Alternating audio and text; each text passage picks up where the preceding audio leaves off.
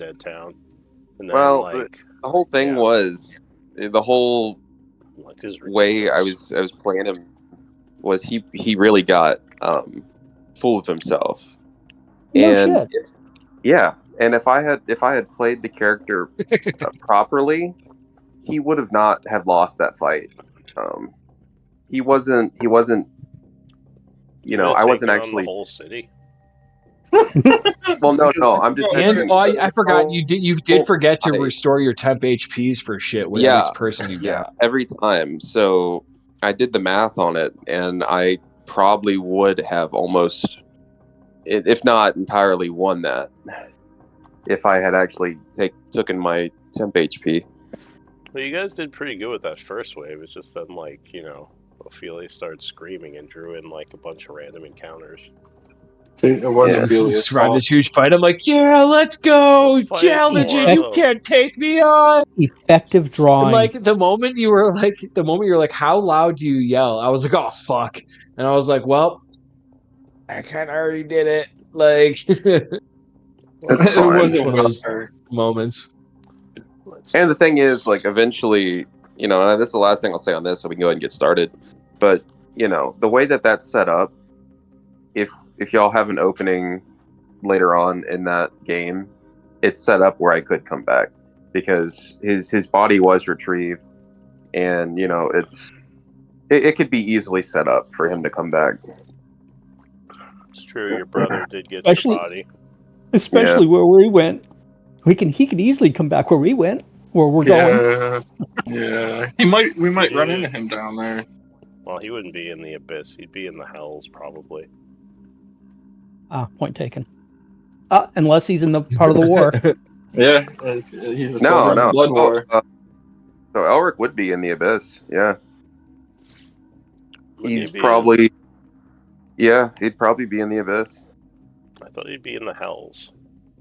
No, I guess to deal with the devil, not a demon. Well, I guess. Wait, who's your dad again? Grast, the demon lord. Okay, so then he would be in the abyss. He's the devil. Well, he's the devil who is the demon from the hells.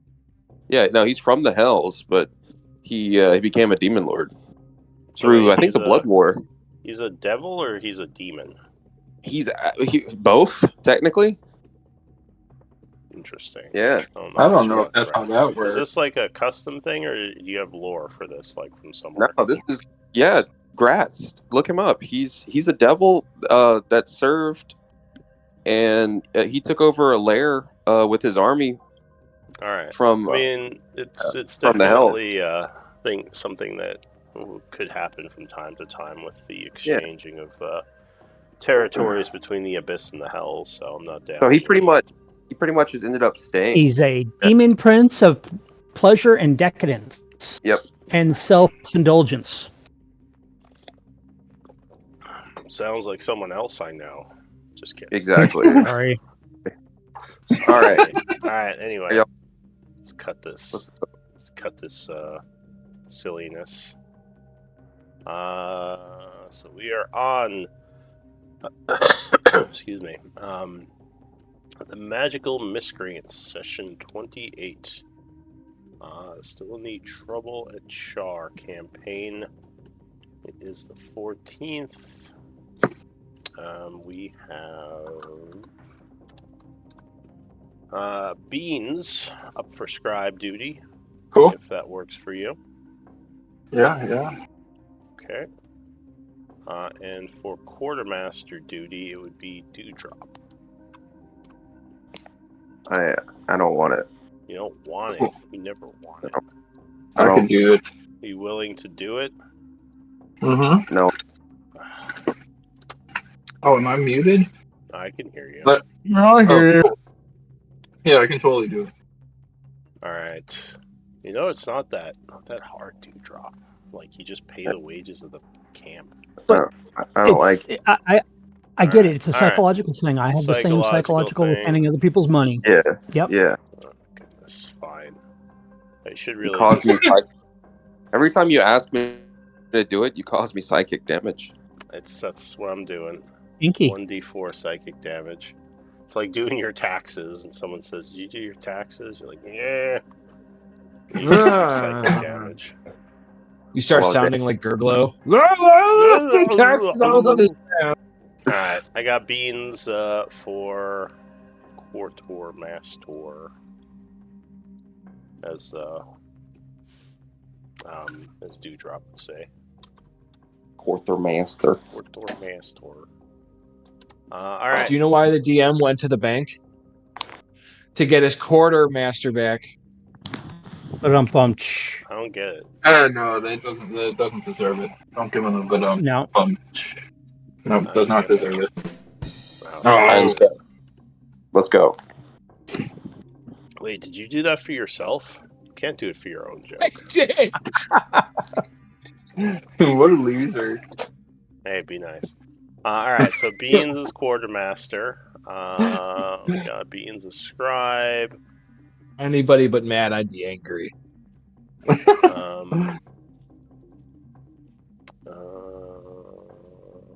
Okay. Wait. Oh, I see what happened. Dates were wrong. Let me just fix this really quick.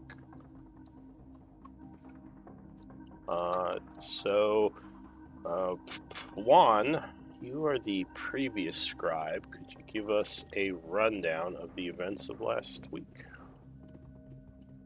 I can indeed. So we start last session on the 15th of fall, towards the evening.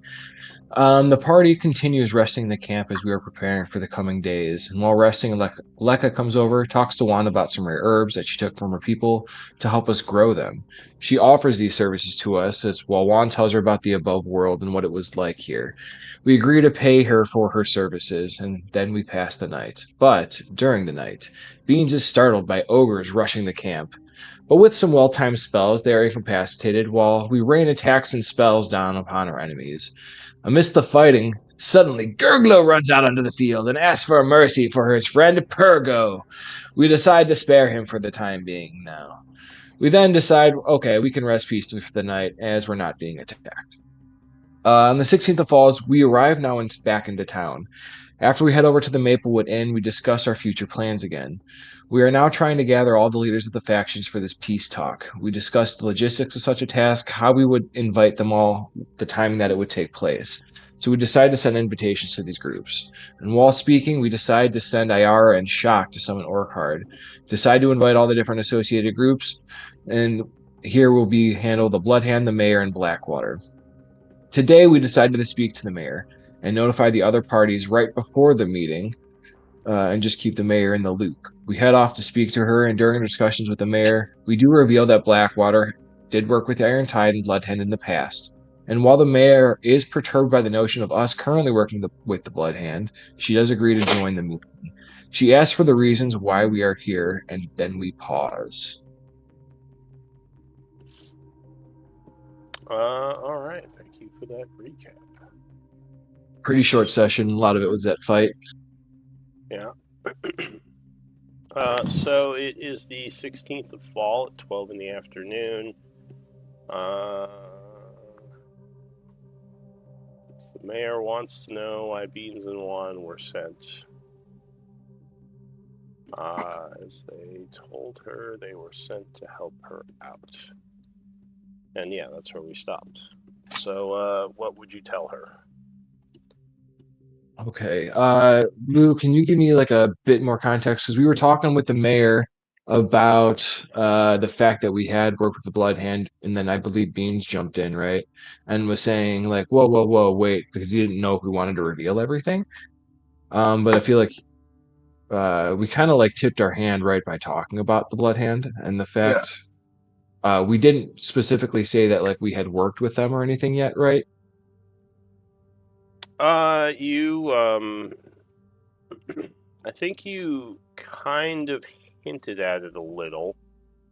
Because I remember you were talking about... Well, you hinted that you were in contact with them, because you talked to her about getting all three quote-unquote factions and she was kind of asking, like, how you knew, like, they were a faction involved in all this, because it kind of hinted to the fact that you were in contact with them. Which was a little bit weird because she had at one point asked you if you knew anything about them or where they were, and the group, I believe, told her that they didn't. So that's where the weirdness was. No, we didn't say we didn't. We kept it as vague as possible because we didn't know how to answer it and didn't plan out. Yeah, well, you kept it vague, but, obviously, like, if you were talking to them, you kind of knew about where, at least, like, what they were up to, and I think you lied a little bit about being in contact through, like, messengers. So you didn't know. We lied about their location. I think this is what it was. We said we were in contact, but we lied about actually knowing their location. Yeah. We didn't reveal that. Yeah, we know that they're in the town. She asked us, hey, well, if you do find out, let me know. Yeah, but right now she was just curious because I think Beans had said that the group was sent to help her out. And she asked, like, well, who sent you? Which may have just been a misspeak of Beans, because I don't know if anyone sent the group to help her out. Yeah, to help Citral? Or help the mayor? To help the mayor. You're talking to the mayor right now. Mayor Kala Asher. Yeah. Okay.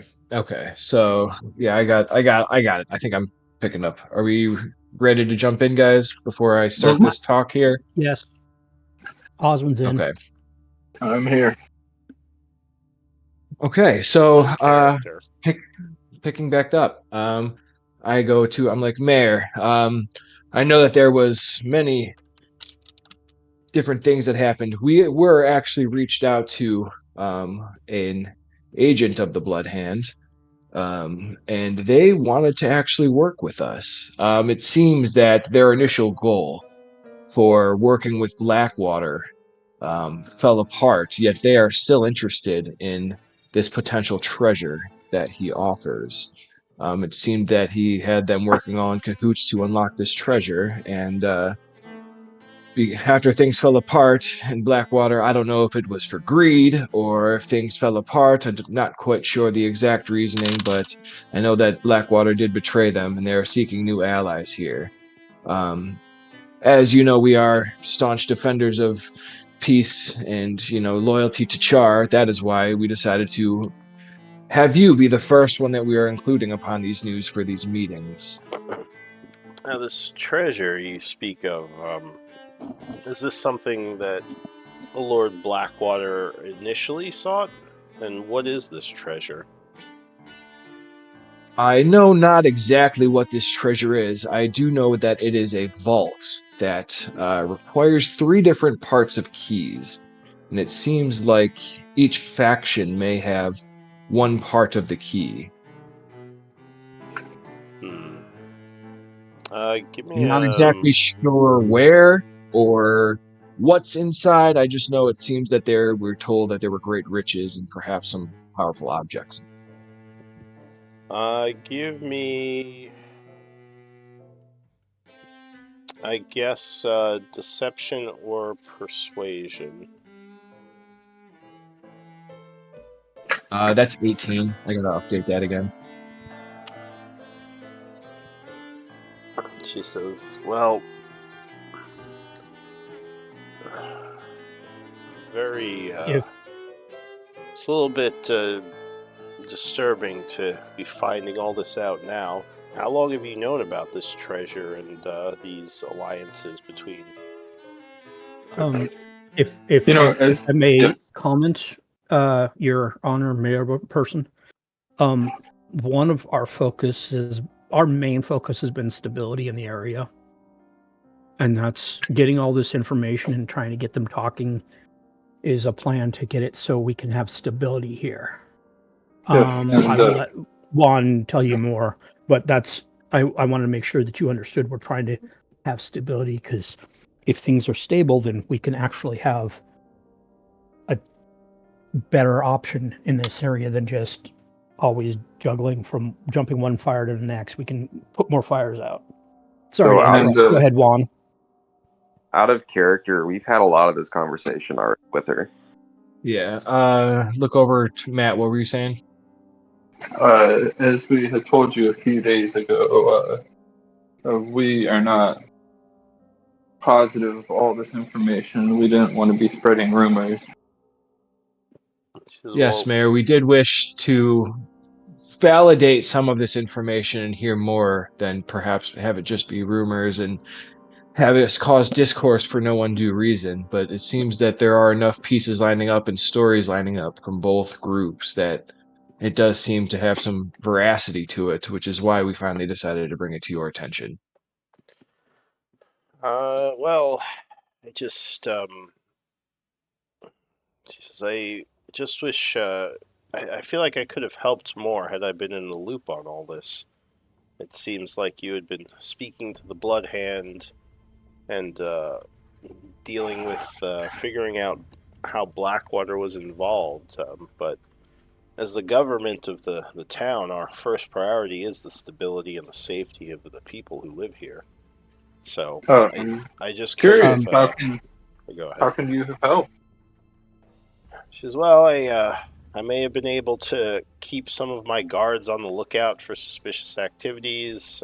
Maybe I could have conscripted some people to help with some of the things you needed. I mean, there's different things I could have done to assist you. I just, needed to know more about what was going on. Well, Mayor, speaking of assisting us, we do want to plan this for, let's say, like a week or so out. Would you be able to possibly, and we wanted to delay letting the other groups know. If that is possible, would you be able to, like, perhaps have your guards keep an eye out now for these next few days for some unusual activity that perhaps we might also add some veracity to these claims? Says, well, I can, or give me a persuasion. And to follow up, my whole reason for arguing against communicating with you about these details and getting you involved is I had no idea if you would be attacked or not, or your city infrastructure, be it social or actual physical infrastructure, would be jeopardized because information gets leaked and then people in groups act rashly. So who do you think, do you speak of the Blood Hand? Do you think they would have attacked me if I had known? I'm saying people in groups act rashly.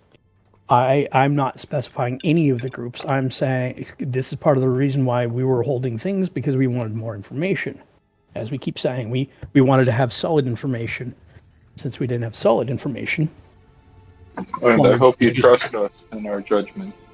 Mayor, I guess I also worry more about if these claims from Blackwater were heard upon his ears, even through you, then some actions may have been done to possibly, lessen the value of our words to you, or cause more strife problems within the town than perhaps dealing with it. I know this, since he is nobility within here, that very, very cautious steps need to be taken. And it's not just him, but that's the example that you keep talking about the Blood Hand and not Blackwater. We're trying to look at all of the pieces. Give me another persuasion up to 2 of you, and go ahead. Link the ability that makes it so you can't roll under an 18. Oh, it's the Silver tongue. Silver tongue. Anybody else rolling, or should I roll? I mean, I haven't said anything, so it wouldn't be right for me to. It's all you, Lost. Let's look at this. So she says, well, when is this meeting happening, and what do you need of me exactly? I assume you came to tell me about this this meeting that you wish to keep secret, because I had a part to play in this. Yes, Mayor. As you are almost directly impacted by these warring factions, I feel like you are probably the most crucial of them, since you are the one being mostly affected by it. Your town and our safety here in this town is dependent upon things like this. We wanted to send a messenger up to the Iron Tide, perhaps give them some time to be able to come down while we are able to send a message over to the Blood Hand through their one contact, and same thing with Blackheart or Blackwater. Our goal was to give it some time so that way we can kind of say, hey, there's this important meeting that we need to involve regarding.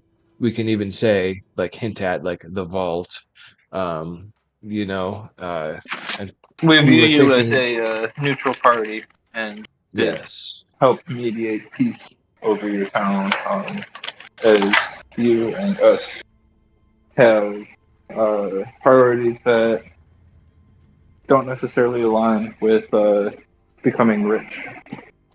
Well, I don't think it's a good idea the meeting take place in town, especially with what happened with the Iron Tide. Alright. There's going to be a we lot of angry feelings about them, and seeing. I'm assuming this warlord will bring his army again. If things go poorly, who knows whether or not he'll just attack the town. our goal was to perhaps do it in one of the crypts that we have cleared out outside the city of Char. A crypt. This is Yeah, most irregular, but are you but sure it's this crypt also in is? neutral ground. You're sure this is a safe place to have a meeting?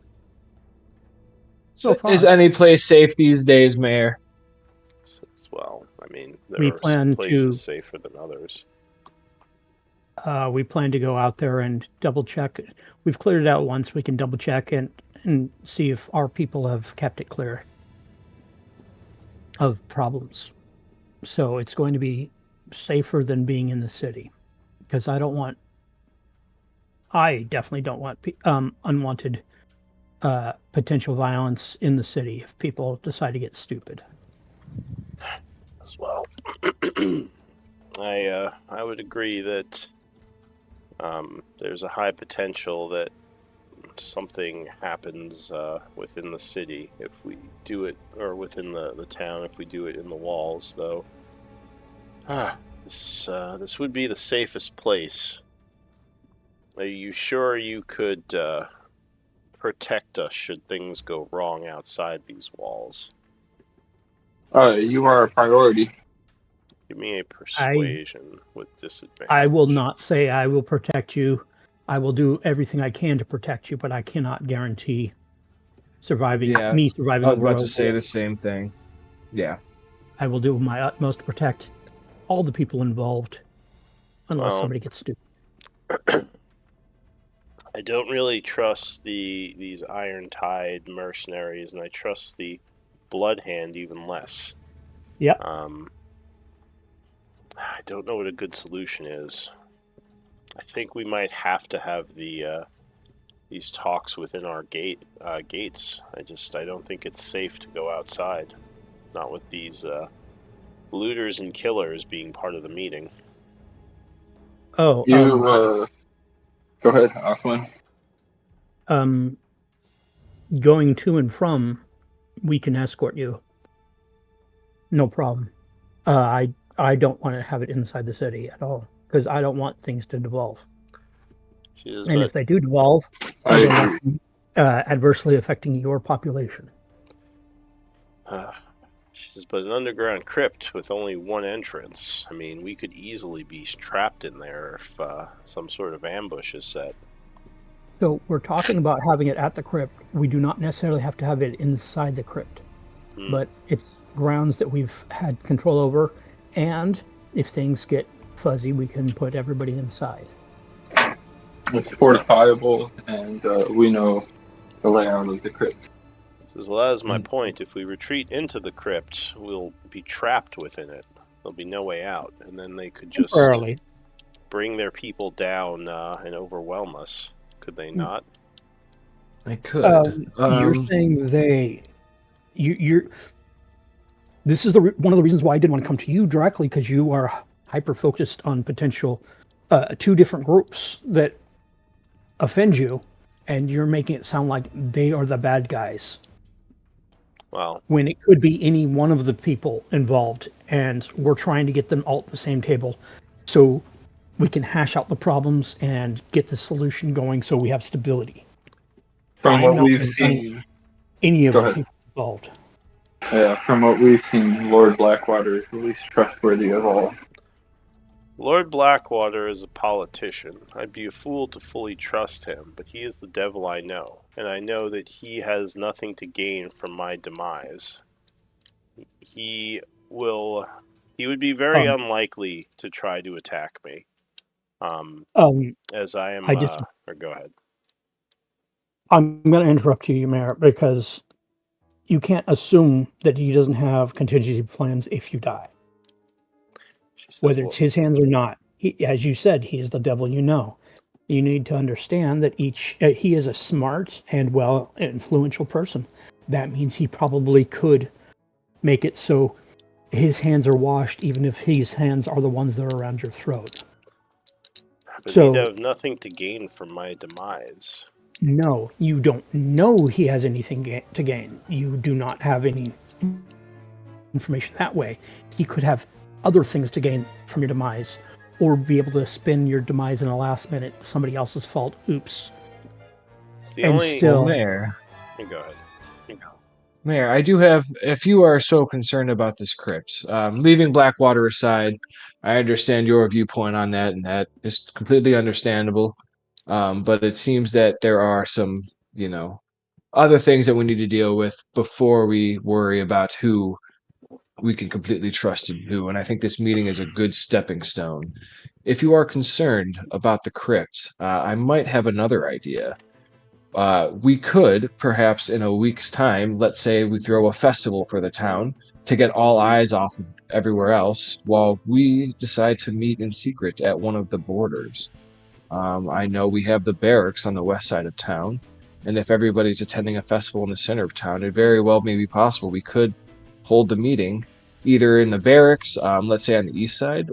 Paler's Shrine may be a neutral spot that we can meet, and I know the north and south entrances can be a little bit desolate, aside for some houses. So it is potential that we could set up a meeting place there if you are that concerned and you want it within city walls. Take the public's eyes focus off of everything, and then just have a few elite people come in and we can have the discussion while the festival's going on. And I would be glad to help assist with the funds for the festival. Lord knows they might need a pick-me-up here too for these people after everything they've dealt with. Give me a persuasion.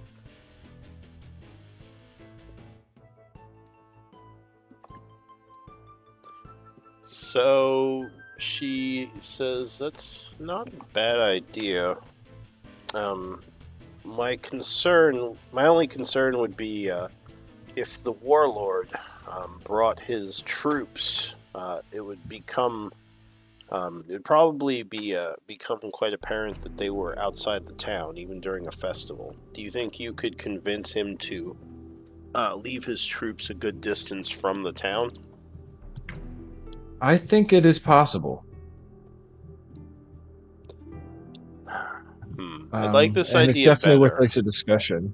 We would have, I could have all my guards on alert. We would have, a defensible point with the walls, more so than being trapped in an underground crypt. Yes, I think this will work. Out of character. Well, I guess Beans would. Out of character. Do we know of a second exit, an entrance to the crypt, or did we only find that one? Teleportation thingy through the water. Okay. Isn't that? You never use that, I don't think. Nope. No, we haven't. Cool. I don't know if you found the second one. Yeah. Cool. Never mind. That was my question. All right. Well, she says I like that plan a lot more. This way we wouldn't necessarily be as trapped should things go poorly, and be that far away from town. So, what was I going to say? Oh, so she would just say, don't get me wrong, I actually do believe you about Blackwater. After hearing your story and knowing some other details about how things have transpired, I would not surprise me at all if what you say is true, and he did bring these factions upon us through his dealings. The thing is, like I said, he is at least somewhat a politician, though honestly probably the worst one in his family. And I kind of know what drives him. He probably felt embarrassed that he brought all this upon us, so he didn't want to admit it, which would also make sense why he started donating so heavily after things went poorly. He says, I've lived with him my whole life, even before I became mayor. So I definitely know the man, as my father dealt with him a lot when he was much younger. I just don't believe that he would kill me. He's too close to this town and myself. I mean, if he did kill me, he would lose a lot of his power in this town. So I just don't see any gain from him turning on us or sacrificing the town. It would make no sense politically. This is his home. I appreciate your optimism, Mayor, but I fear that powerful relics and unsurpassed amounts of gold can cause even those that may seem worthwhile to sacrifice that.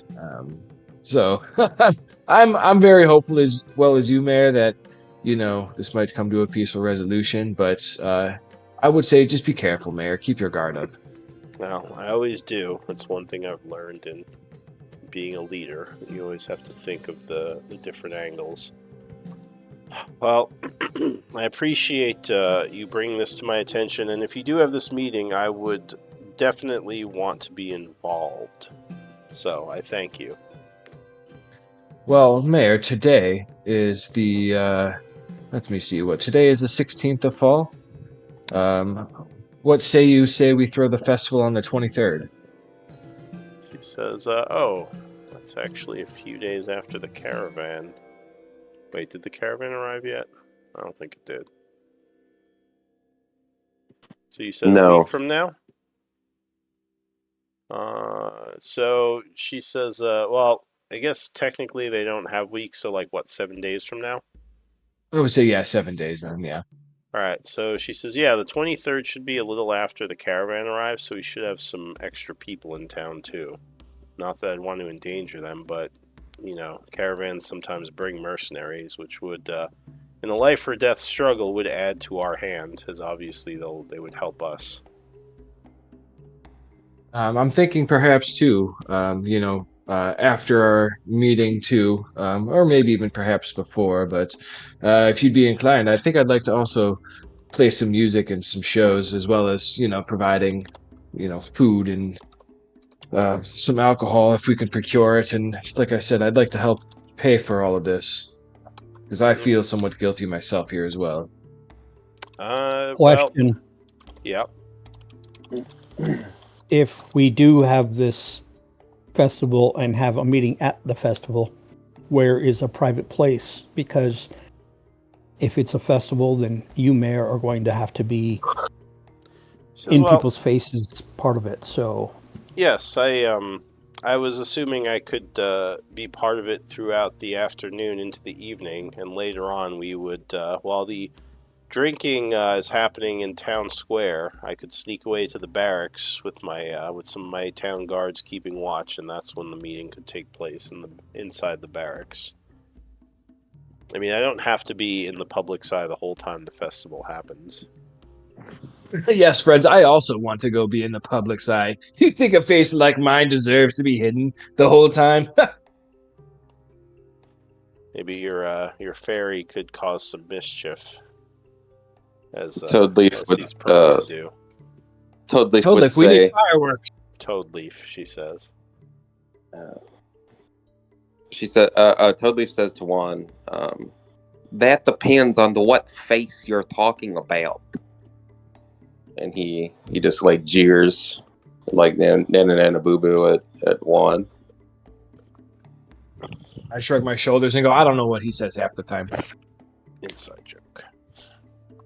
It is, well, you have my blessing. I can't understand fairies. I think a festival is a grand idea. It's a good way to get morale up after what we've all just been through. So, and with, like I said, the caravan here, there'll be plenty of opportunities for commerce and trade, which can only help with our economy, bring new gold into the town. And she says perhaps some festival masks could be sold within at the marketplace. He says, but, POV. Toadleaf called you ugly and said you need to change your face. Ooh. Change your face. Yeah, well, that's why I'm just like, oh, these fairies, I don't know what they're talking about. That's fancy mumbo schmumbo all the time. I can make the preparations. Any gold you wish to donate, of course, I would appreciate, as we are still recovering from some pretty traumatic events. Let me pull out 100 gold pieces and give it to the mayor. It's very generous of you, Juan. Thank you. Is that your personal money? Yeah. Okay, make a note of that. She says, well, was there any other topics we should discuss? Any other information you wanted to bring to my attention? Is there any more questions you have for us about everything? I mean, I feel like we've kind of thrown quite a lot at you over you have in the span of a short time, Mayor. So I think if anyone has the questions or anything to discuss, it would be you. Well, you have given me a lot more information, which made me a little bit anxious, but you reassured me with your reasoning, so I'm willing to accept some of this being hidden, but I think like you said, you had your reasons, so I'd rather just move forward. In the future, I wish you would involve me in what's going on. I don't necessarily have to act on things if you give me a reasoning. I think it's just better I'm in the know. Well, Mayor, too, one of the things we discussed as a group, that the potential for possible one of these groups to not come to the table, and it seems like, and I look at my friends, looking around and making sure I'm getting a consensus, it seems like if they're not willing to come to a consensus and try to talk for peace, then they are instead opting for war. I do need to alert you of that possibility, that if there's negotiations go south, or if they choose not to join us, that there may instead, on the tails of this festival might be some war on the horizon. She nods and says, well, what would be involved in a war? What would you need from Chaur? And who do you suspect will not be involved? Or do you suspect anyone? I have suspicions that Blackwater will show and try to use his silver tongue to, alleviate some pressures. I cannot say for certain whether the Bloodhand or Irontide will decide to join. They have their own reasons for doing things. We can send an invitation, right? We can try for peace, but we cannot force them. So if they decide to not come, they are instead opting for routes of violence instead. I guess what we would need from Chaur would be a safe resting place. Hang on a second, she says. If they don't come to the table, I'm not going to just assume they are declaring war on us, unless you really think that's what that means. I mean, I know that Blackwater dislikes your group quite a bit at this point, but I mean, just because if he doesn't come to the meeting, that doesn't mean he's declaring war on Chaur. That seems like a stretch. It says that he's not willing to work for peace of the city, does it not? It says that he doesn't. I mean, these are political matters. It would just say that he doesn't like your group and necessarily doesn't recognize your meeting. I mean, I can work to try to get him. Go ahead. The only reason he does not like us is because I kind of licked his windows. She gives you a little bit of an arched eyebrow at that. She says, "Why would you lick his windows?" He likes flooded glass. It was a joke. that I was trying to pull, and it did not go so well. So then I did it a second time to get revenge for him shooting, his man shooting at me. So, to a fairy, licking a window is both a joke and revenge? Doesn't make much sense. To this fairy. Oh. Well, I mean, Yeah, even paint chips as a kid. he's given me other reasons and suspicions. He has suspicions of the group and your activities, but now with you telling me a bunch of this, it makes more sense.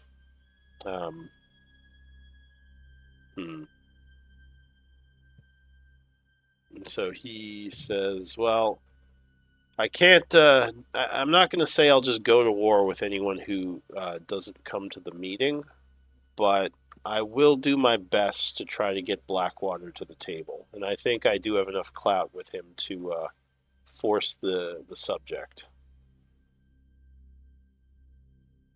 Is Oswin saying anything, or has he just been quiet? He's been quiet because he's, as I just typed, he whispered to Juan, it's not that he doesn't want to, it's dry, it's just the security risk potential is just through the roof by having it in the city. And he's just being huffy about that. All right, so he's kind of keeping to himself, but he's thinking it's a bad idea. In the city, yes. The meeting itself, no. But in the city, yes. It's a very bad idea in his opinion because our group has no way of helping keep security. Well, the other thing is, we thought the crypt was a good idea because it was a neutral ground. It might be difficult to ask certain people to come out of the woodworks in a place where they're hunted. You saying this in character or out of character? In character. All right, so we're swinging the discussion back to that. But that is all I have to say, Mayor. I think we have a good accord. Juan came up with a good solution. It's just something to keep in mind, and we can discuss it later. Right now, it is way past my snack time, and I get grumpy when I miss my snack time. Well, we certainly wouldn't want a grumpy little magical child, I guess. She gives you a wink.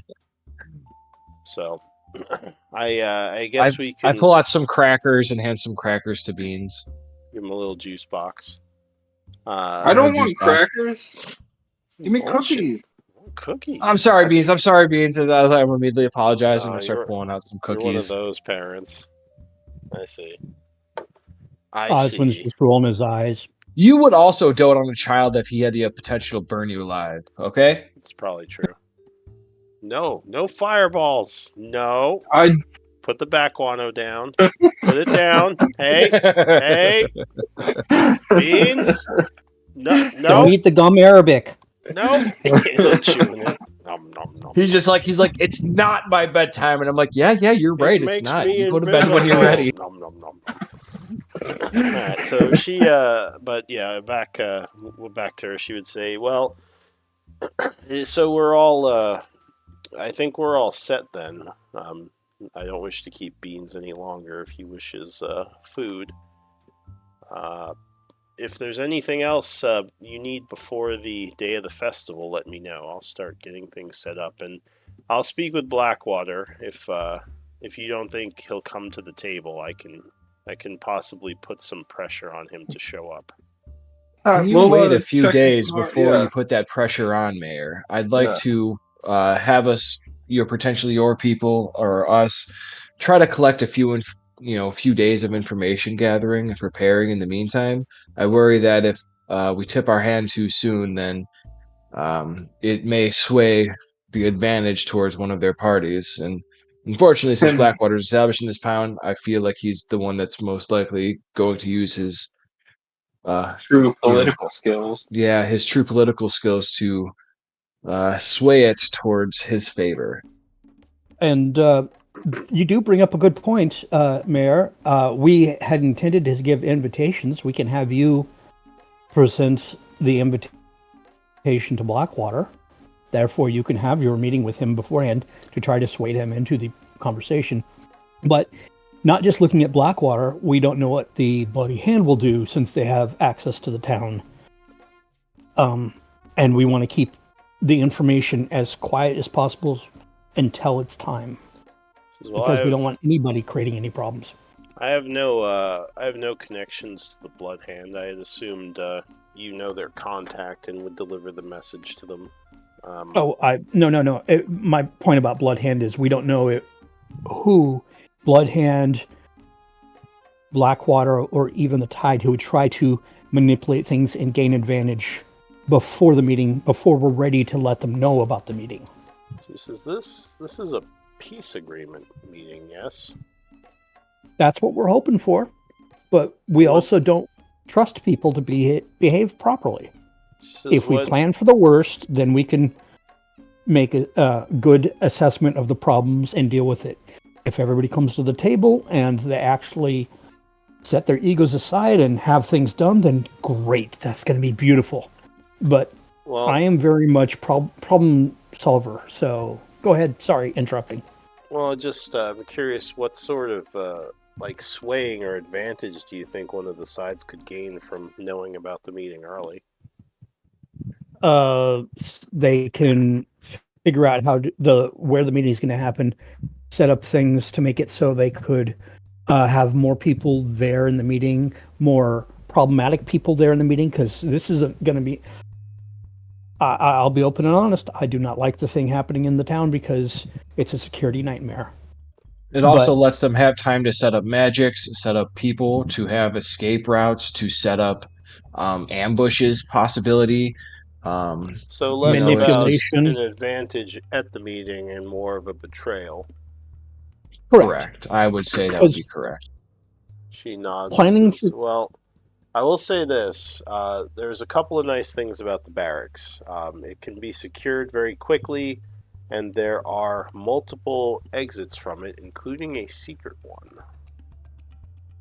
And how many of people know about the secret one that you know of? She says, as far as I know, I am the only one who knows of it. And Mayor, I hope you understand too that for sure. That we are going to be offering them safe entry and exits. So as much as even we can. if things escalate as much as possible and there are disagreements at the table and personal feelings escalate, I do want to at least assure everybody that's going to be attending, since this is a peace talk, that they are going to be able to leave peacefully as well. We will do our best to help them leave peacefully as well. Mayor, this secret exit, it might be worthwhile for us to scout it out to have an escape plan and make sure it's safe. Give me a persuasion. She said, I thought you wanted to go get your crackers. Bring in one. So, Mayor, I'm chewing on my cookie right here. Do you want one? He does have some cookies, but the child does have some quite good intelligence for suggesting this plan. She says, well,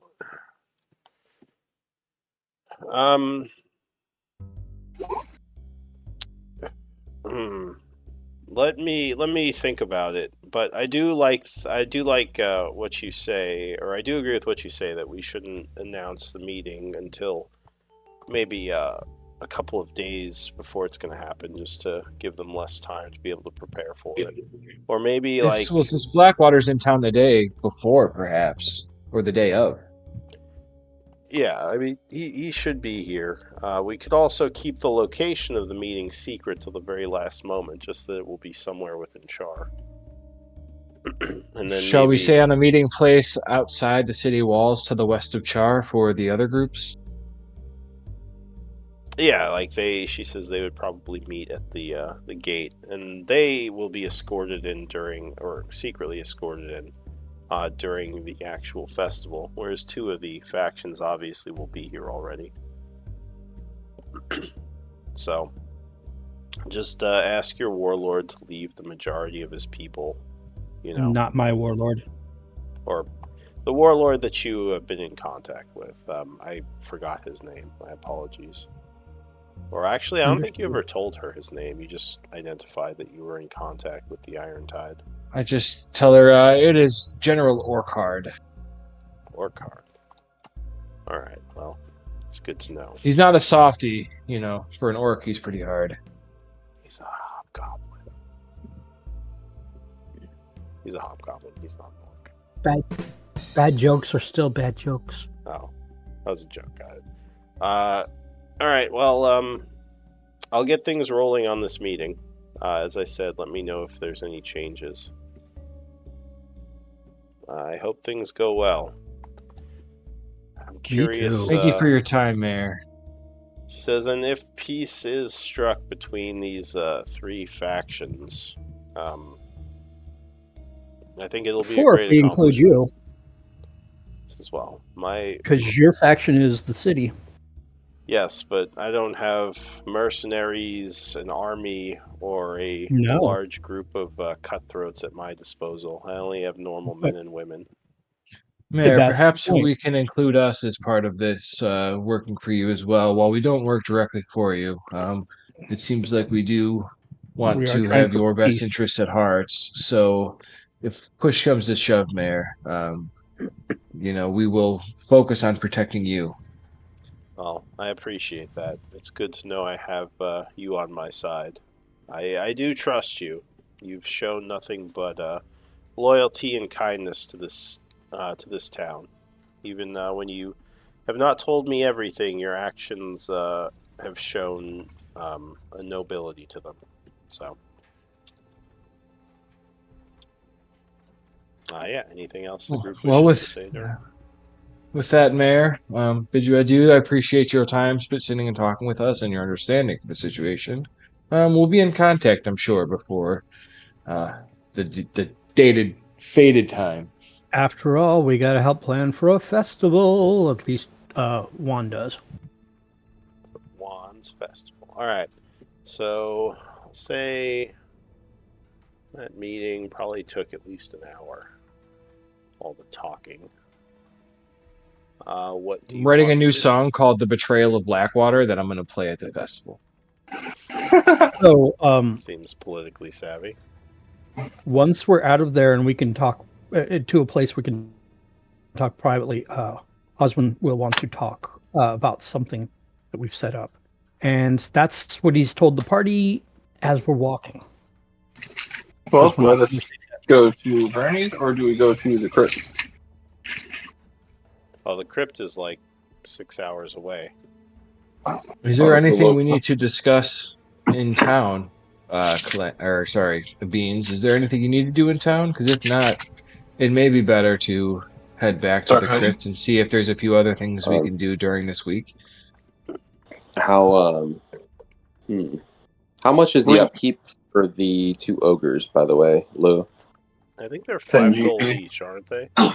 Yeah. If you were quartermaster, you'd know.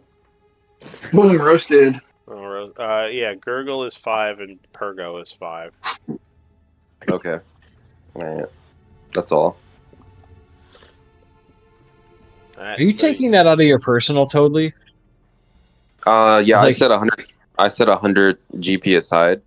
Oh yeah, he did. Oh yeah. Okay. Gave you guys a big sack of gold and was like, for my ogres. Yeah.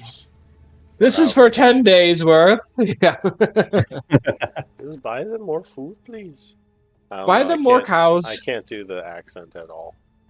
It's terrible. All right, so you go to the Maplewood Inn, you said. You have your... Did we say we're going to the Maplewood? I thought you said it sounds like... Or where are you going? Yeah. Sorry, where you want to go? Are we getting ready to set out? We might need to... Let me check our camp and see... We'll say you go to your camp, which is just outside town, since you know you have a bunch of ogres in it. We might need some more rations.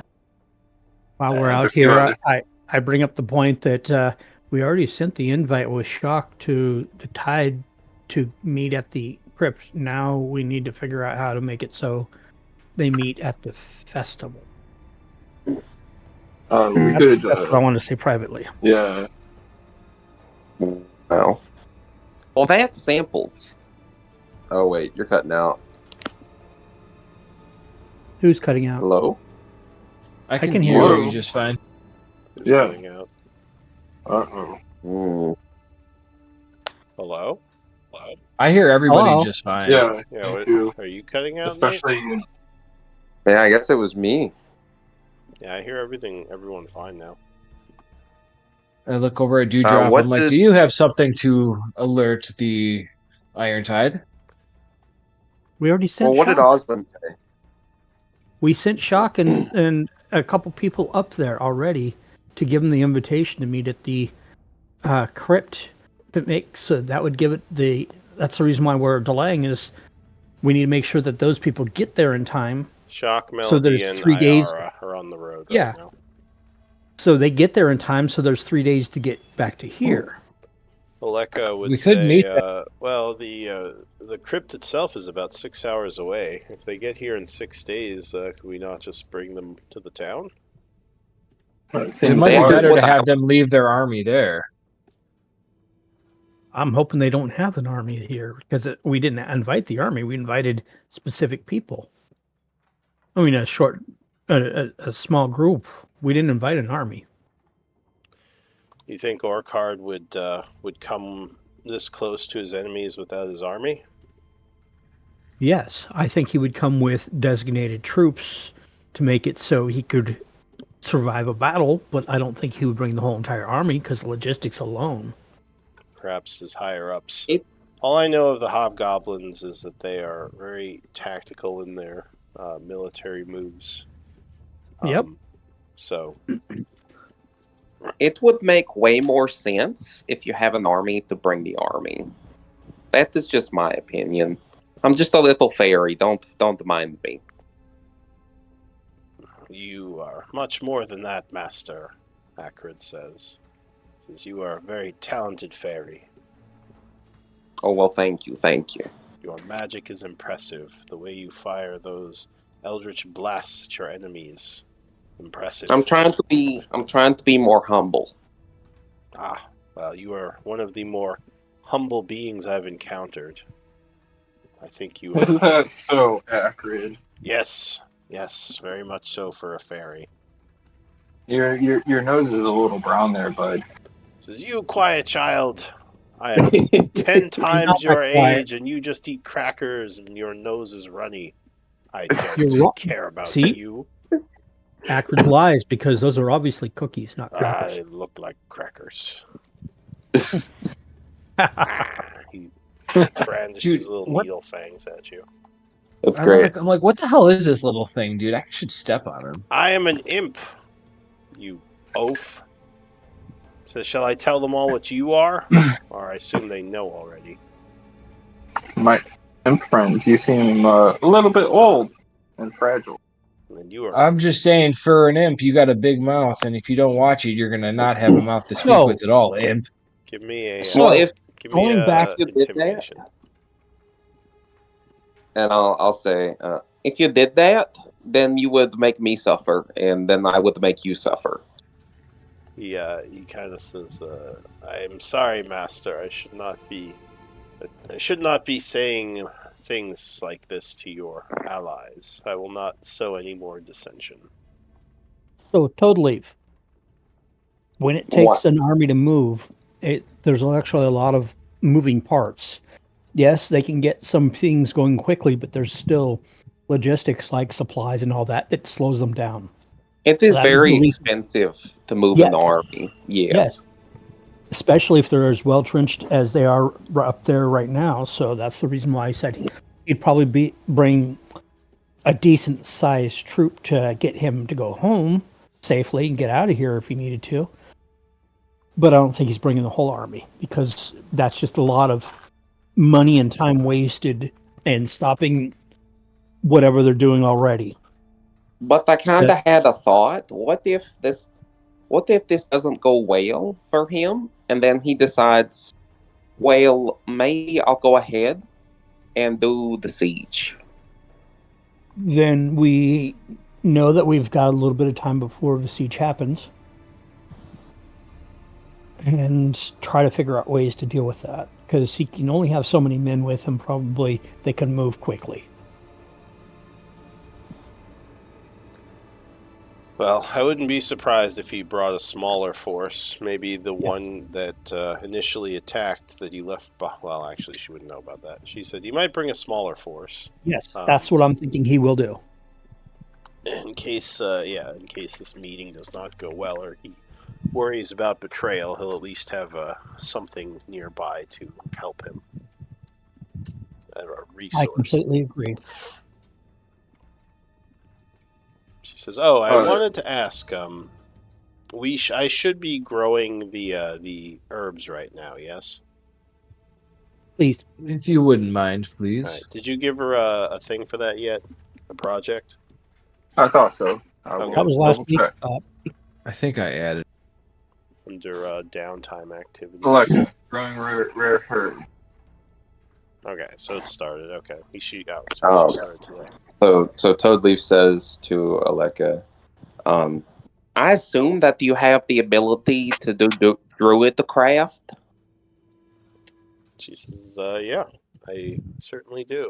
I've been trained well by my masters. Okie dokie. I was just going to see if you needed my help.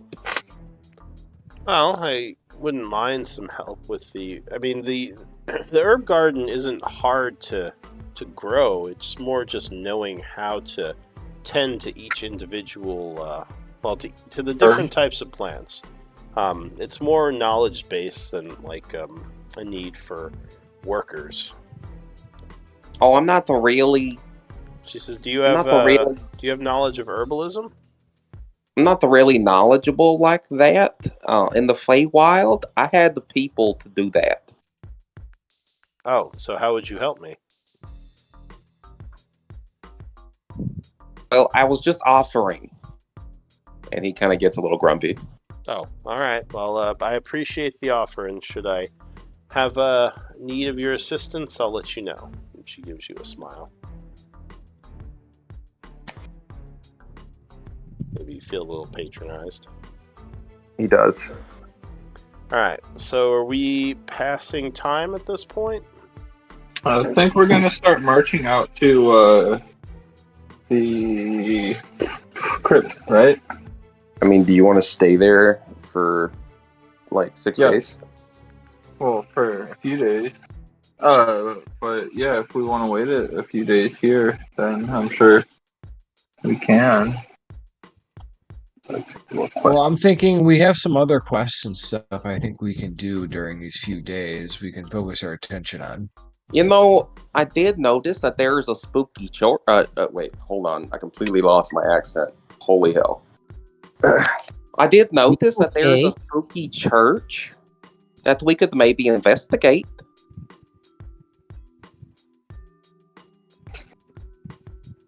Yeah. When I was flying around, it gave me a little bit of a creepy vibe. Did Mayor ever give us a conclusive answer about that, showing us that secret exit? She did not, I don't think. Let me check something. But the cursed church. It might be worthwhile to talk to people. But yeah, do we want to check the crypt now or check it in a few days? So, quick question. Neil said that, I believe Neil was sent to tell you that Sithril wanted to speak to you, right? Oh, true. Forgot about that. Yeah, so that's something that you kind of have on your plate, that Sithril is looking to talk to the group.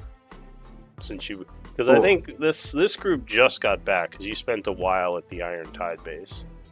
So you've only been here a little bit since you got the Iron Tide to back off. So yeah, Blackwater seems to be distrustful of you, and Sithril wants to speak with you. While you're setting up this meeting, before you went to talk to the mayor about it. I don't know if you want to actually go talk to her, but yeah, she's expecting that you'll come and get in touch with her. we should not speak with her face to face. Ask maybe we can send a note with what is your little imp's name? Acrid. Acrid Oh, I don't Gulfari. care. Yeah, I don't care. Care So about maybe you. we can make your little imp go walk. Take a note over to Cithril to find a spot that's away from town eyes.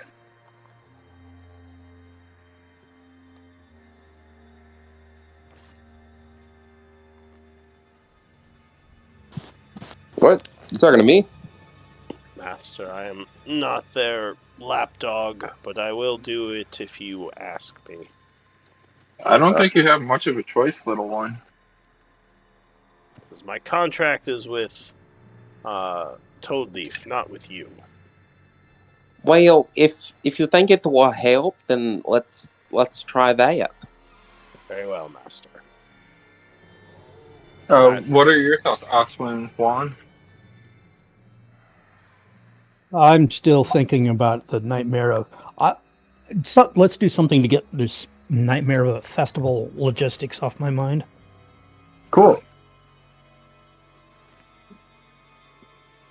I also wish to do a little bit with the logistics of the fair. I feel like today there's really not much more we can do today. Right. So actually, while you are speaking, a couple of the camp guards, I'll say 2 of the camp guards, come over and say, someone is asking access to the camp to speak with you all. I believe she said her name was Cithril. Cool.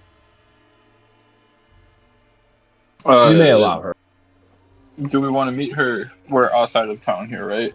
Yeah, you're a little ways away from the town. Basically, basically, you're keeping the ogres out of view and far enough away that they don't smell like a cake and go knock the wall over. Great. So yeah, you're just on you're maybe half a mile away from the town. Cool. Kind of off in the woods. Alright, so you're going to allow her to enter and talk to you? Yeah. Alright, so at this point, we'll say it's about 2. Cithril actually has, Alright, I should have said she and some of her people. There's 5 of them. Cool. Will you still admit them? I think Only so. Cithril. Only Cithril? The others can wait lightly off to the side. Alright, so you ask them to stay out of the camp. So sure, Cithril will come in. She seems, not upset, but kind of surprised. She says, my people with me are more for protection, and I brought Neil, of course, as he's been in touch with all of you. Is there Neil can come. Oh, he can? Yeah, Neil can come. I like having a man with fellow biceps that we've talked to in the past. But leave everybody else. If you are threatened, do we make you feel? Here, do that we make would be you feel bad. unsafe?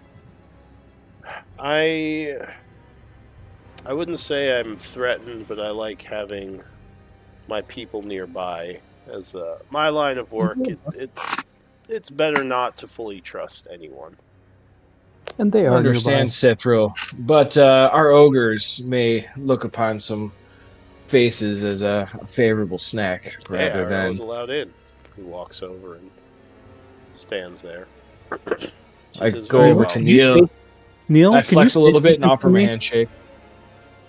Go ahead, Oswin. I'll let you go first. And just read this off with enthusiasm. All right, what's this? Catch a phrase? What am I reading? Sorry. Catchphrase? To me, thank you. That's all I wanted. I don't know. He looks confused. Out of game. I'm looking at him, and the one thing I keep going back to is He's the bad guy at the end of Free Guy.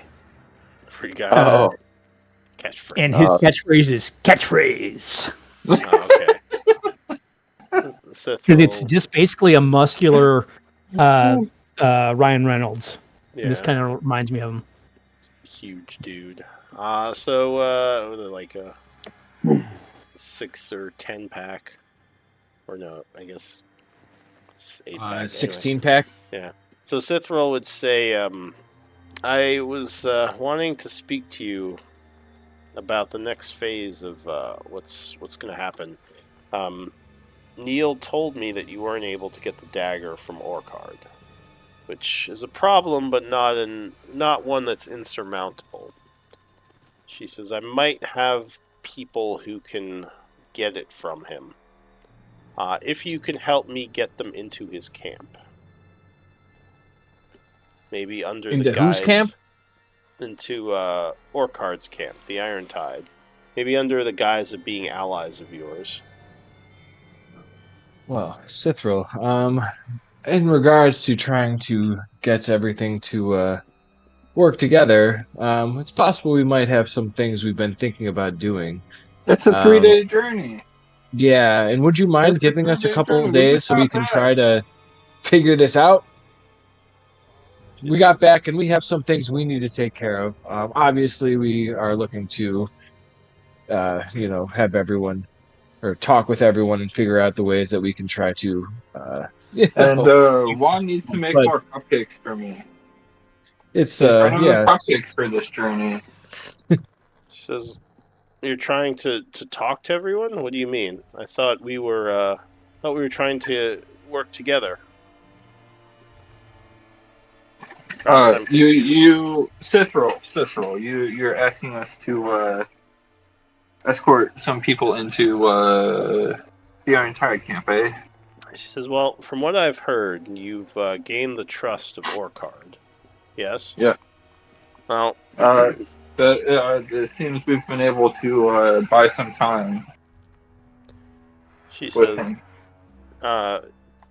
my thought...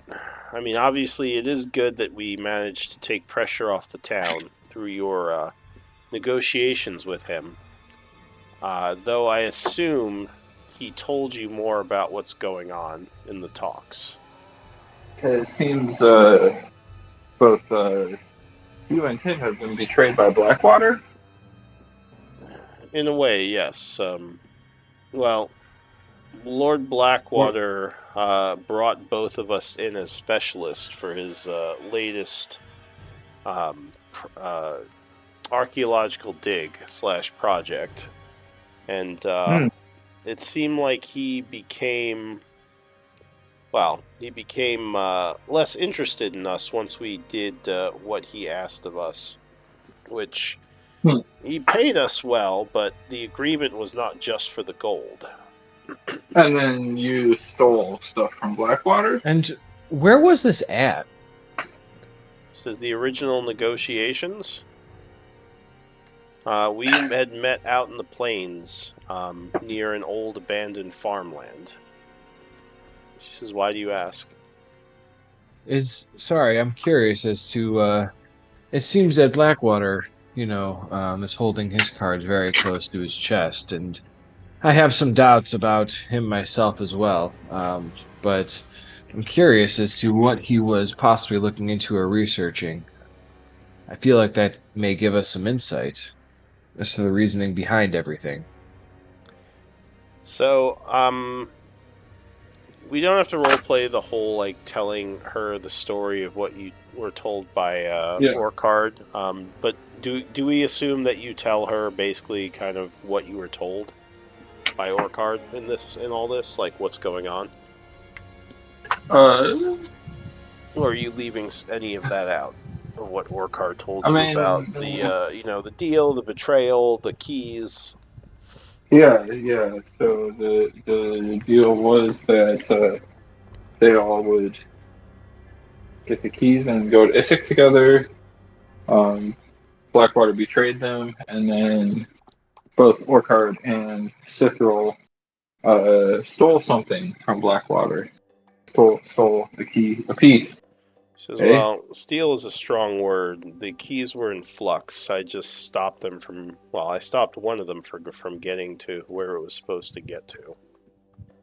Yes. I suppose you could call that stealing, but to be fair, Orkard did the same thing. To be fair, Blackwater he went back on the deal. He renegotiated his deal. So it seems all three of you have a lot of daddy issues per se and trust issues, but that's beside the point. But more so. Where on this map? Where on this map was this old abandoned farm? I'm curious. I would give her a map. Is it a point of interest, or is it just a random abandoned farm? She says it was about midway between Chaur and the base that you all traveled to. Okay, so it was just a random farm. It was one of the old. It was one of the farms from the first Chaur, which was destroyed from 100 years ago. The bones of it still stood, though not much else. Do you know what he was researching, or what he was looking for in this location, or anything really about what he was doing, why he was looking for it, what he was looking for? In which location? I guess in the most recent one, you said it was for that archaeological dig. I'm wondering if something had changed, if he located something, if he found out some new information. Why? Have you learned any or something? I have not learned anything. I'm hoping to learn from you. Don't know why he was doing these things. It just seems suspicious that he was willing to work with you guys for a while and then betrayed everyone. I'm hoping that there might be a reasoning behind it. Give me a persuasion.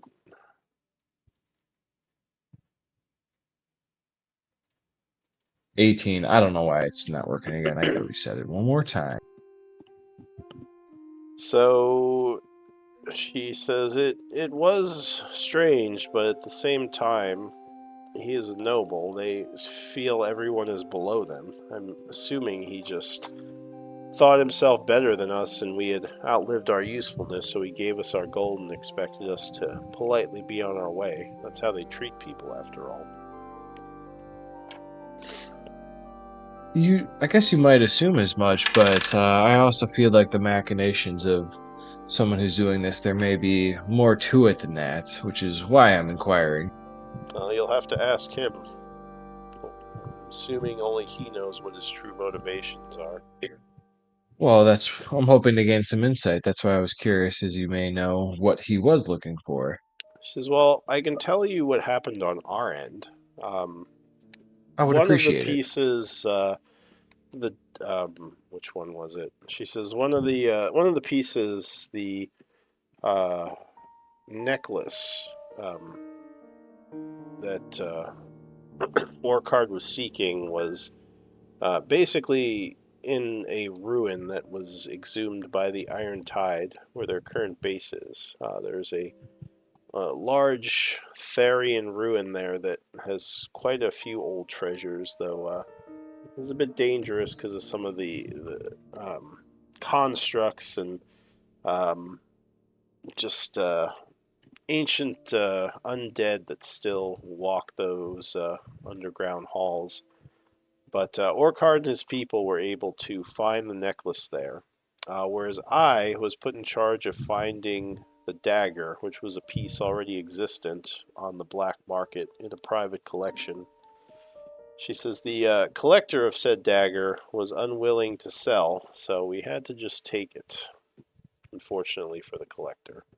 I believe he was some noble in the northern part of the Teruvian Empire. His name's not important, but his dagger was taken, and we were attempting to look for a way to sneak it into Chaur, which is where you all came into the story. Hello. At that point, unfortunately, the relations had soured, and the Highguard faction of the Blood Hand were unwilling to get him give him the dagger. I'm not sure how his people got it out of their possession, but They did, and they attempted to sneak it into Chaur, which is when it was stolen. Why did the relationship sour? Well, as I told you, he felt he didn't need our people anymore. Do you think it was because he had everything he needed and you were expendable? I think he didn't want to share the larger treasure with us, that vault he was trying to get open. And actually, at this That would point, make sense. an active insight might tell you something, because something she's saying doesn't fully add up.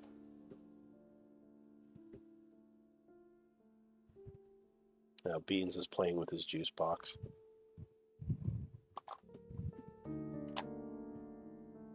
Not the most insightful team. Who am I missing? Oh, alright. So, one thing that doesn't make sense to you, Juan, it seems foolish for Blackwater to turn on them before he has the dagger in his possession. It doesn't seem like a good move on his part, because if what she says is true, the dagger was still in high guard when he betrayed them. Okay. Well, on that note, I say, Cithril, this doesn't quite. It's not quite making sense to me because if the necklace was over there and you were getting the dagger, he betrayed you before he got all the pieces of everything. It seems like a foolish move. I don't know why he'd do that, but yes, you're correct. That didn't make much sense to me either. Still, it's what happened. And you don't have any understanding as for why that would be the timing of it that the betrayal happened. She shrugs. She says, everything was set to go. Our people in Highguard were ready to look for a way to sneak the dagger into Chaur, but that's when things soured. I don't know why that... maybe the timing was just... maybe he miscalculated the timing and thought his people had the dagger already. I don't know. Or somebody in your group is actually in his group and he did have the dagger, theoretically. So that could be it too. Maybe he thought it was secure. I don't know. You all came from Highguard, didn't you? Do you know anything about what transpired there and how he got hold of the dagger from my people? Or from the Highguard people? No clue. I remember that we found the man that had been stabbed and he was dead. Yeah.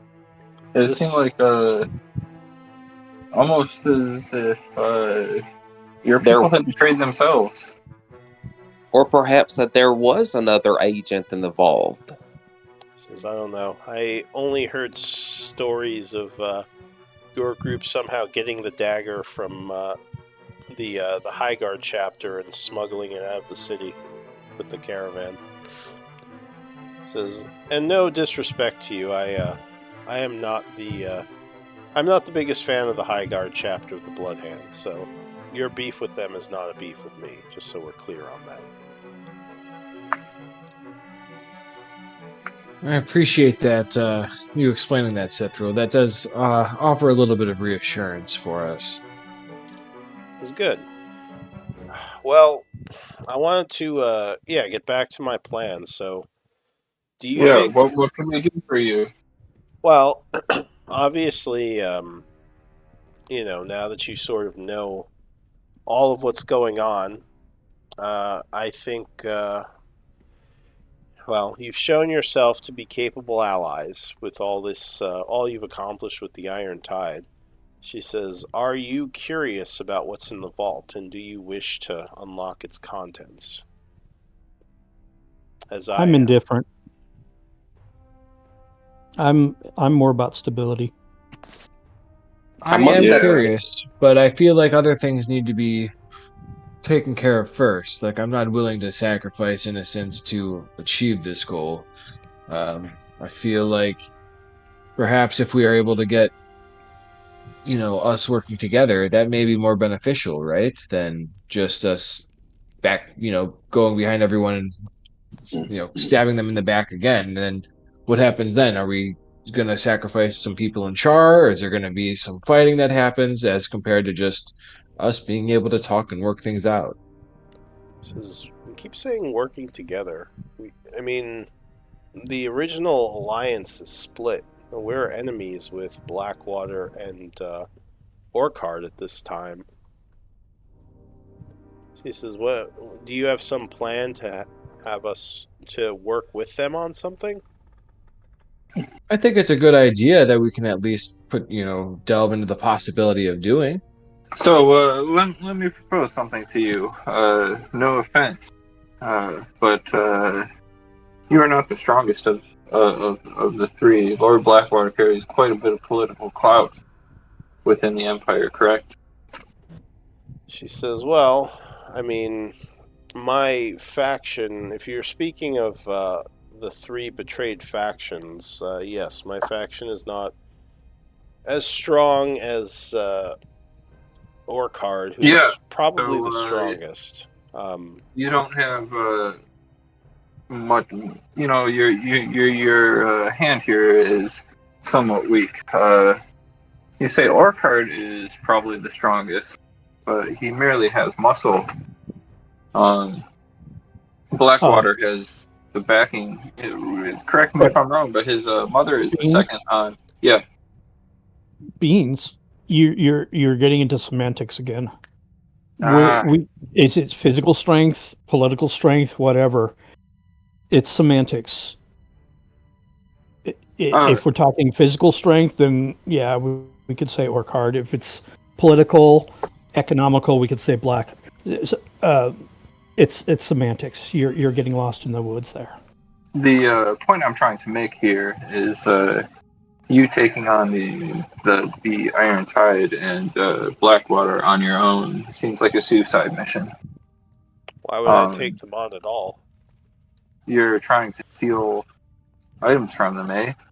As well, I wouldn't take them on directly, but I could take them on through craftiness. My people are good at theft and gaining items that are needed, and then Blackwater pays another mercenary group who is quite skilled to steal them back from you, and Orcard sends his armies down upon your small band of thieves. They would not find me. If you say that, I don't know if you understand Orcard or Blackwater's political clout here. She says, his family might have the political clout. My people own the underground. We operate in the darkness, and we get things done quietly. And politicians have their own systems to operate in the underground as well. Perhaps. She says, are you suggesting that I should be working with these people?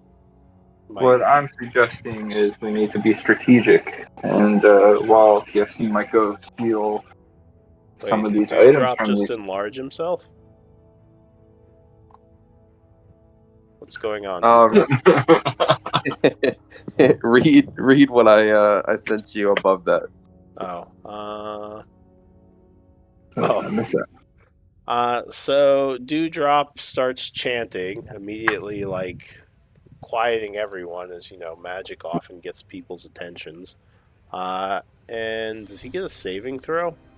I said discreetly, but yeah. No, you can't. Can't really cast a spell discreetly. Usually. Unless you're a sorcerer. Yeah, unless you're a sorcerer and you have subtle spell. That's like that's the whole reason it exists. I don't have subtle spell yet. Oh, that's the best sorcerer ability. All right, so Neil gets a con save. DC 17. Oh, he fails. He's like, what the hell? As he just starts shrinking. He's now the size of you. Toadleaf starts just laughing on the ground. This is not funny at all. You knock it off, Toadleaf. Tell him to take it. Even Cithral's kind of smiling. She says, Neil, perhaps you need to increase your workout regimen. You're looking like you're losing a bit of muscle there. He just gives her the You're looking a little thin. You use magic. Don't take this off me. Oh, it'll wear off in a little bit. How long? About an hour. What? So as we were saying before, Yes. Central, it might be important to be strategic in all of this, and it doesn't make much sense to me for the weakest faction here to take on the strongest faction on its own. He says, well, like I said, I wouldn't be taking them on. I would just gather the items that I needed from them, as I often do. But it sounds like you have some kind of plan, and you're trying to convince me not to do that. So I will hear your plan, as you guys do seem to be competent.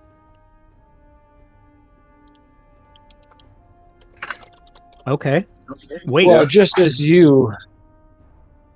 I'll say, That's Citra, just as my you... Go ahead. My whole thing is just wait. Trust us. Give us a more, what, a week or so? Days, yeah. Trust us. We've just gotten Just back wait. from a long journey. We need time to rest and recover. I mean, there's many things that we need to think over about what is, obviously best for us, if it is working with you or, or not, right? And I'm happy we've established good relations with each other. It's still a lot to take on, right? There's a lot of information being thrown at us, and to decide if we want to go through with this. We should be honest, Citral. Our entire intentions here are to bring peace upon the bloodshed that has taken over Chaur for the past month or so. Which you seem to have done. Well, I had assumed we were already working together, but if you need some time to set up your plan, I will. I'm a little bit curious as to why you don't trust me enough to tell me, but is there anything we could do for you, Citral? She says, yes. Actually, now that you mentioned it, while this plan of yours is being set up, I might have a backup plan in case it goes poorly. A way we can get the item we need from Blackwater, as well as a way we can get the item we need from Orchard. Yes, you had mentioned us sneaking somebody into Orchard's camp. She says, well, it sounds like you don't want to do that, and if that is, if that's something you don't want to do, I can respect that. Perhaps you, like you said, worry about it sparking another war with Chaur. So for now, we can put that on hold, but I do have a possible way of stealing Blackwater's item, which you seem to have much less respect for him, or care of what he thinks. I do not respect him. I am curious as to your idea, Citral. It very well may be a good backup plan. As well, underneath Chaur, there's an old set of dwarven tunnels. The whole town is built on top of them. She says, I believe there's a way we can use these tunnels to get into Blackwater's estate quietly, because I think he has been secretly digging into them for his own research projects. Nobles would. That said, the tunnels could be extremely dangerous, so I don't want to send my people, whereas you seem to be specialists and people who could deal with such a threat. Danger is Juan's middle name. Can I get an insight on that? About what? Danger being Juan's middle name? No. About how dangerous. The answer is yes. Yeah, no. I mean, you can make an insight check.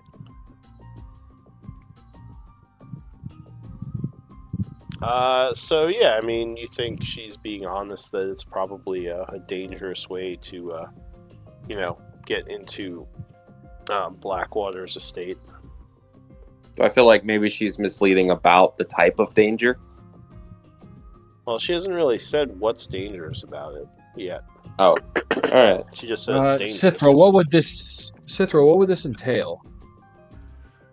As well, I have some of the underground areas mapped using my people's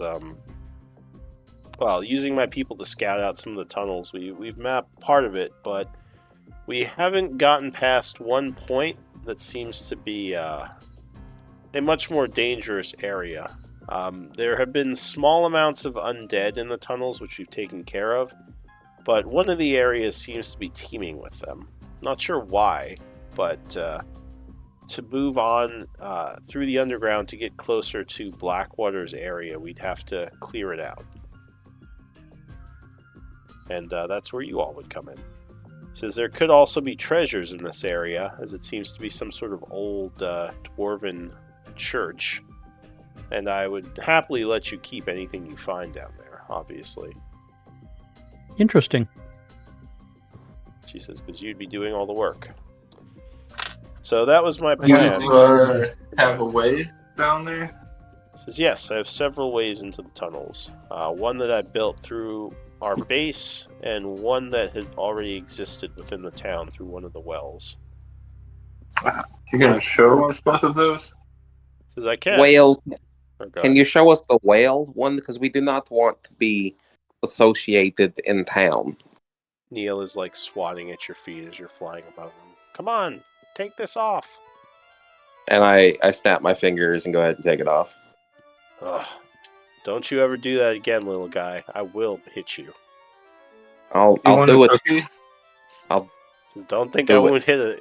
Don't think I won't hit a little child. I'll do it. I I do it again. I use my extra I do ability to. Are you try doing to, another spell? I do it again. Give me an initiative roll. He's jumping at you as you try to cast. That's great. Like, come here, you little shit. I guess here's my initiative. Watch. Oh, Neil goes first. So he tries to grab you. Give me an athletics check or an acrobatics. He's using. I don't hear. Uh-oh. Wait. Yeah, what do you I'm got? gonna use my. Your gonna use acrobatics and athletics both garbage? Alright. Yeah, I'm gonna use that, and I'm gonna reroll. Alright, go for it. Athletic. Bump stack. Oh, he catches me.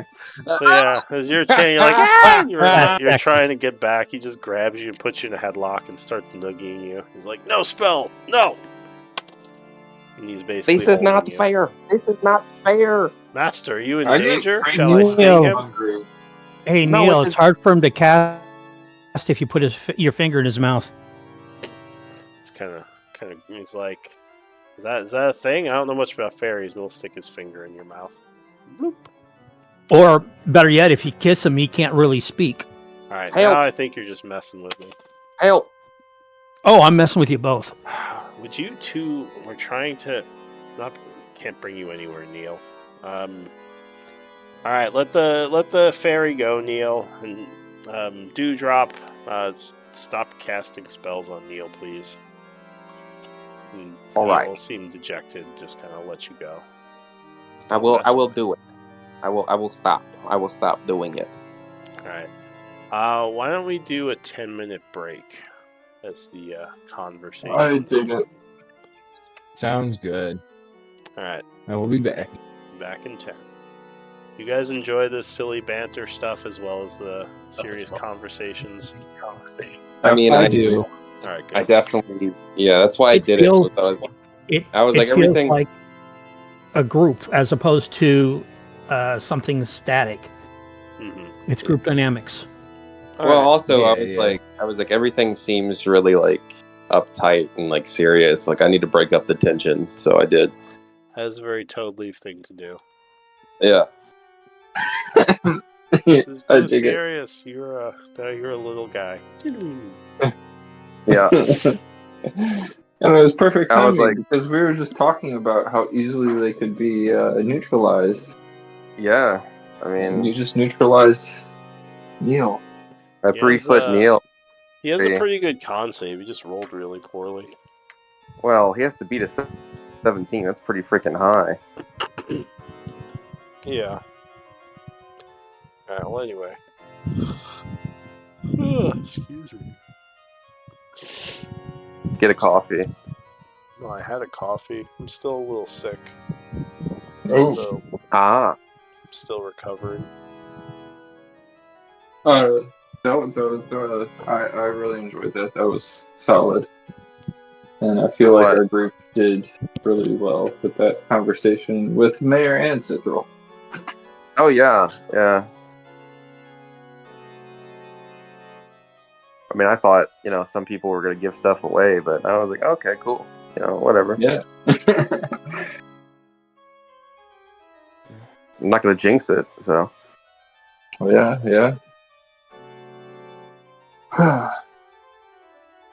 For once, everything's actually going to plan.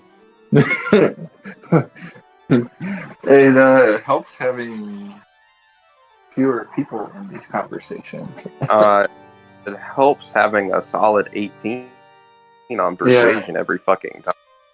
Yeah. Early game charisma-based characters seem to be kind of forgotten about.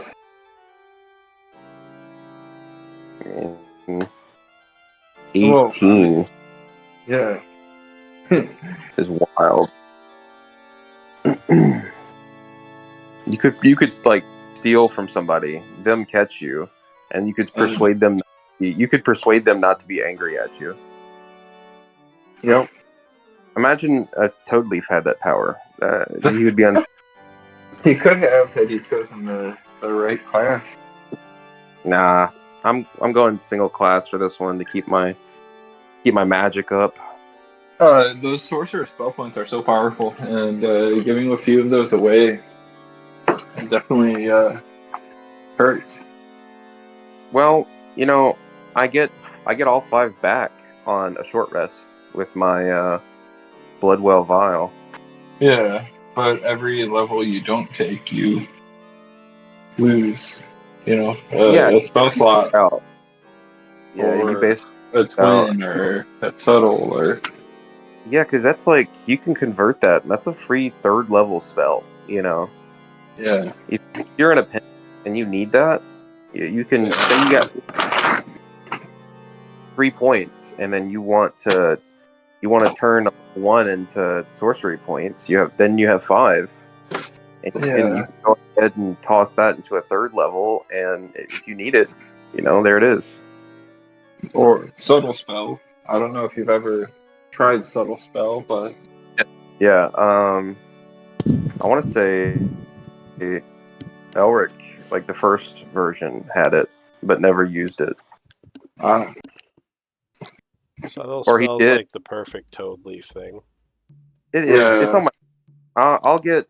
I know I'll have the option. You'll get there and level with you. Yeah, more eventually. I think I'll have the option to get subtle spell again, because you get 3, I think, in total, unless you take the feat that gives you more. But yeah.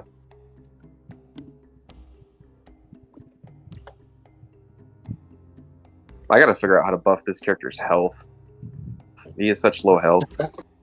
I'm gonna take, like, at level 8. I'm probably gonna take tough. You're a divine sorcerer, and we have a bard, and also Osman's monkeyless. Well, I don't know. It's like there's so many things I want to take, like, as far as that extra feat, It's a balance. Yeah. Get those extra metamagic points. Well, I'm thinking about that. It's like I could take Metamagic Adept, or I could take Cartomancer. So Cartomancer would give me like a free spell per day. Yeah, and that could be anything. And Cartomancer is good flavor. Especially for a you just have a deck of cards that you pull out, and well, not even that. It's like the card used is like technically you can make like a tablet with like a laughing fairy on it, like a card-sized tablet made out of gold, and be like, hey, I could pull some Yu-Gi-Oh shit and be like, you activated my trap card. Yeah, I don't know. Still thinking about shit. Yes. You just activated my trap card. Little did you know. What? That you Just activate. activated his trap card. Yeah. Oh my god. It's time to duel. I'm 100% thinking about getting Cartomancer because I can be like, I play this card and summon, I don't know, some kind of Fey beast. That'd be hilarious. Blue Well, you eyes, gotta- white dragon. You have to say it with your accent. I summon the blue eyes, a white dragon. Exactly. But tied in with like all the card magic items, like you got your Blood War vial. I do. That helps. I You mean, get the deck of illusions and I don't have that yet, but I got this. deck of everything and the other deck. I got this. This is like my main thing I have now, and I enjoy all these.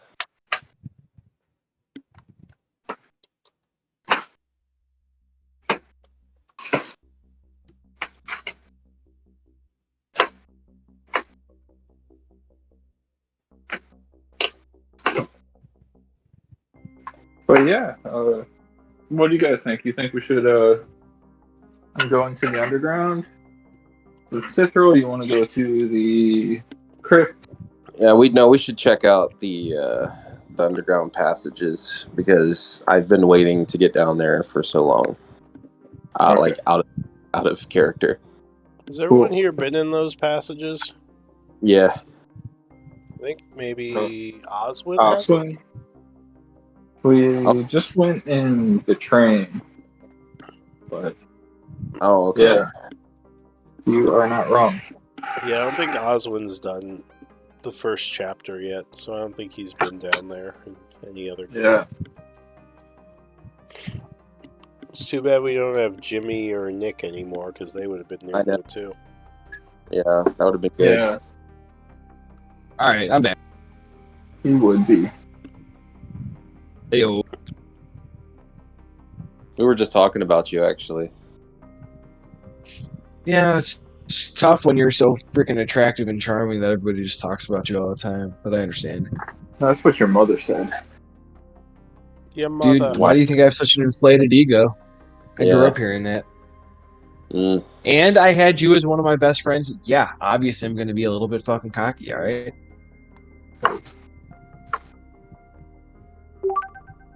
You got me there. I love you, Mikey.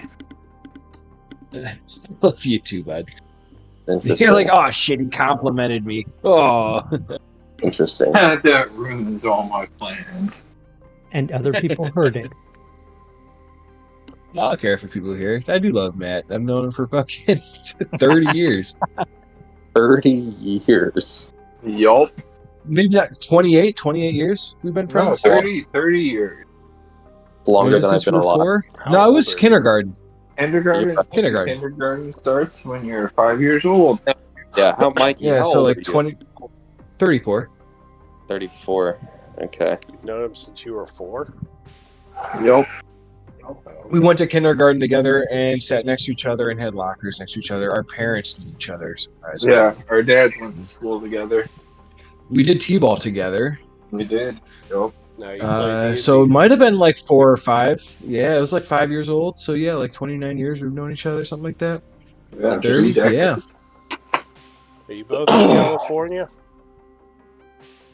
I moved to California right before I started Oh, playing in your games. I was in Florida and Cleveland before that. You were in Florida? Yeah, I was. That's where I got Dude, he my moved right undergrad. before our senior year of high school and graduated college there. Lived there for a bit after. Oh. Well, no, I think after you graduated, you came back home to Cleveland, right? I did undergrad and a few years of grad school in Tampa, and then finished my grad school in Cleveland. I'm learning a lot Yeah, of. that's when we were. That's when we were living together. Yeah. A lot of Matt lore. Oh, there's a lot. Dude, All right, are been we with all, Matt for a lot of ups and downs in life, dude. So yeah, I'm ready. Ohio. Cleveland Rock. It does rock. But yeah. That's where Drew Carey's from. So what do we want to do? Underground. Violence? Yeah, I'm down. I'm down to go clear the underground. Well, hold on. You good with that? Oswin, have you been underground? Do you know about underground? We went underground in the mines. Yeah. No, wait. Do you know about under Chaur? That's all I'm asking. So yes or no? I think he's asking out of game. Out of game? Yeah. Yeah, I do. Okay. All right. Yeah. All right. I'm Tuesday. Dude, Nate, quit meta-ing. I'm not. You literally just met him. Yeah, you kind of just met him. It's like, hey, would you mind not arguing with us so much, dude? I'm not arguing with you. Why would you say that? Guys, be nice to Nah, we love you, man. That's all I gotta say. Love you too, bud. We gotta give you a little bit of flack. Oh yeah, Right. we have the choice of going underground, which it seems that's the plan, or we could go back to Hydrox Crypt. So Cithril will say, I'm willing to give you the location of the entrance in Chaur. I just need to have a more firm agreement that you will be working with me if things go poorly with whatever peace agreements you're trying to bring about. She says, I am not against working with Blackwater and Orcard again. I just don't fully trust them. I think it might be a mistake for you to trust them as well. So with like big puppy dog eyes, Toadleaf says, I thought we have been working together. I thought we were friends. He says, well, I thought we had as well, but you just told me you wanted me to go away for a few days while you implement your plan, and you wouldn't tell me what it's about. Which made me feel a little bit like an outsider just now. Cithril, I apologize for that feeling, but I will promise you, no matter what happens, we will try to ensure your safety. It is not our intention to bring you harm whatsoever. She says, my safety? I don't worry about my safety, but I am just worried about being backstabbed. We'll say that. I think I can trust you all. I just don't know for sure yet. We will not, Cithril, I'm sure you've had knives in your backs before, but we will not be the ones placing it there. I do not have any intentions to cause you harm or turn. Or suddenly, she says, or suddenly stop working with me to work with someone else, is the type of backstab I was talking about. That is not. The only people I'd be working with other than you at this moment in time are the people that you're talking to. But only if they are working with me as well, is what you had said, if we are working all together. Cithril, if you are going to be for the safety of Chaur, you will not have to worry about that. Give me a persuasion. Can I get one for the puppy dog guys? Can sure. I get one? Yeah. She says, I have nothing to gain from the destruction of Chaur, from the putting its inhabitants in danger. If we can do all this peacefully, and if the original agreement can be brought back around, then that's perfectly fine. Cithril, we will get along just fine, man. She says, excellent. Well then, I will get you that location. And once you go down, I'll have Neil here show you where the dangerous area is. He nods and he says, yeah, I can take you there. And, Neil, it's a little better to have you do it now that you're looking a little stronger. Notice you looked a little weak earlier, but I'll take the Neil I see in front of me. Like, you're a funny guy. Do you have maps? He says, I do have... She says, I do have some maps. Are you ready to go now? Or do you have places... or you have something going on here in your camp that you need to be here? Well, it's a little late. we only did just get back, and he has a point. Maybe we take the day to rest and start fresh in the morning. She looks up. She says, it's like 2:30. I have stuff to do. He looks Very well. serious. All So right. Big Pete says, you be sleeping. I need my afternoon nap. Says, as your friend there rightly pointed out, it would probably be best if you are not seen with my people, as Blackwater has enough of a reason to dislike you. So is there a good place we could meet you before going down below? Or I should say that Neil could meet you. She says, you know what? I have an idea. I will send you a note through one of my people. You're staying... well, where are you staying tonight? Where will you be sleeping? Possibly here. Out here? All right. I'll have one of my people bring a note to the camp with the location, the entrance of the well, and Neil can meet you down below once you go down. This way we'll keep eyes off of our alliance. The one thing, though, try to be stealthy when entering through the well. I don't want anyone else to know about these tunnels. Blackwater's people might be watching you, so if you get an inclination of that, try to at least get rid of them first. However you want to take that. Stealth is Juan's middle name. She says, I'll have to not fly around, because me flying around is a little suspicious. What did you say, Oswin? He's got a lot of middle names. All right. Well, I think that ends our business then, my friends. I hope that our alliance is a productive one, and I wish you luck in whatever plans you have to bring the Iron Tide and Blackwater back into the fold. Though I still think it a bad idea. You seem to be pretty good at executing bad ideas. Yes. Yeah. So. Yeah. Executing Bad Ideas was the title of my first sex tape. Good thing nobody watched it.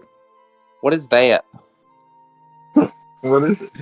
It's magic, so you can rewatch your abilities. It's something you should not know anything about there, Beans. In any case, I'll leave you to your sex tapes. Have a good night, everyone.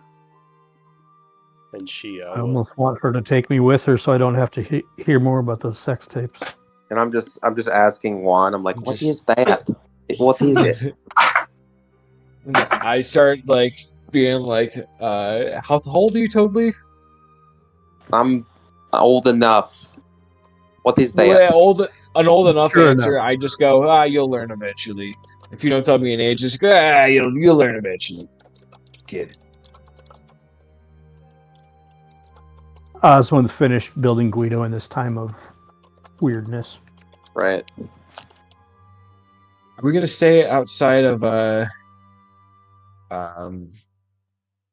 like the town or like the town tonight in our camp? Because if we're not gonna go back to our base, then I'd want to go into the city and carouse. Yeah, I mean, you have enough time to do a downtime project thing. If you already have that going. Okay. You want to just try to pass the rest of the day? Sure. All right. So you. Austin, what are your thoughts? Yeah. Yeah. I just something to do. Going down there, great. Yeah. I'm a little worried about the whole trying to be sneaky because we might be seen by Blackwater's people. But other than that, Let's see. and it's not about us being sneaky that bothers me. It's why did they already get Blackwater's attention? Well, they've had the attention. Could we? Yeah, go ahead. I was just going to say they've had some attention, but it sounds like the way she said it in my mind came across as they have more attention about this. Right.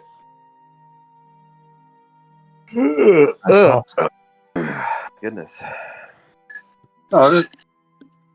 Yeah. So, what are your thoughts? Should we try to go through the well today, or take a day off? I'm good for a well, but Beans, I resting need during some the daytime. drinks. You need some drinks, I need a like night milk. to enjoy some wine and music. Oh, You have a festival coming up. I'll start making That's not flyers. for a week. Mm. What do you I want can me start- to do in the preceding 7 days? Not drink and play? I didn't know you'd stopped. Plus, Cool. Gurglo has a lesson today. This is going to be one of his final exams in the first chapter. Oh no. I hope he's been studying.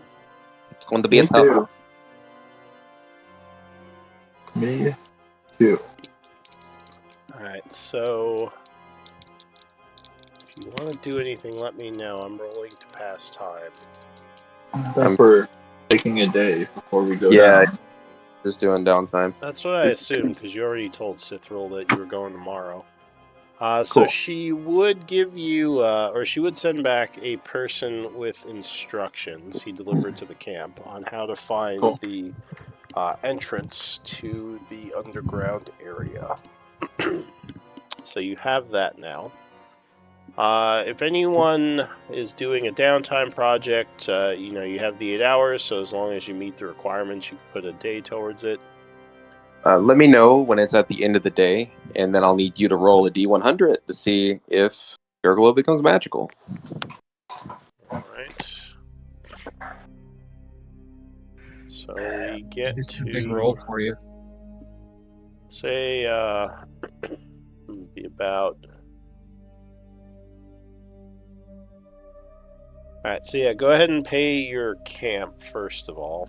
We'll say it's Cool. like basically right before bedtime.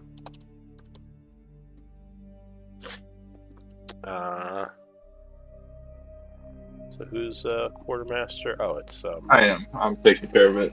okay. I'm just adjusting a little notes.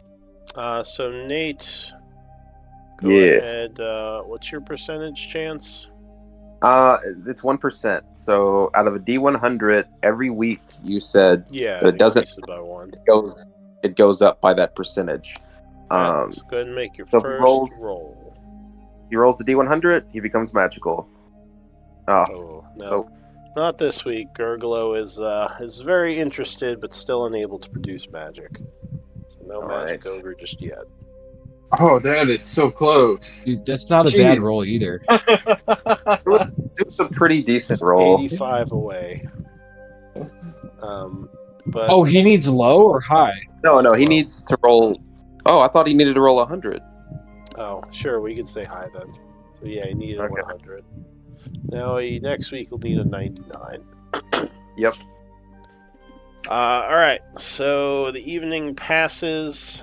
The camp is pretty well protected, so you don't have too much of a problem, especially with 2 big ogres. So go ahead and long rest. It is now the 17th. Beans made a bunch of invitations. And I get to the it party. soon. And we get to level up, don't we? That's crazy. Do you? I could check. Let me see. I don't think so.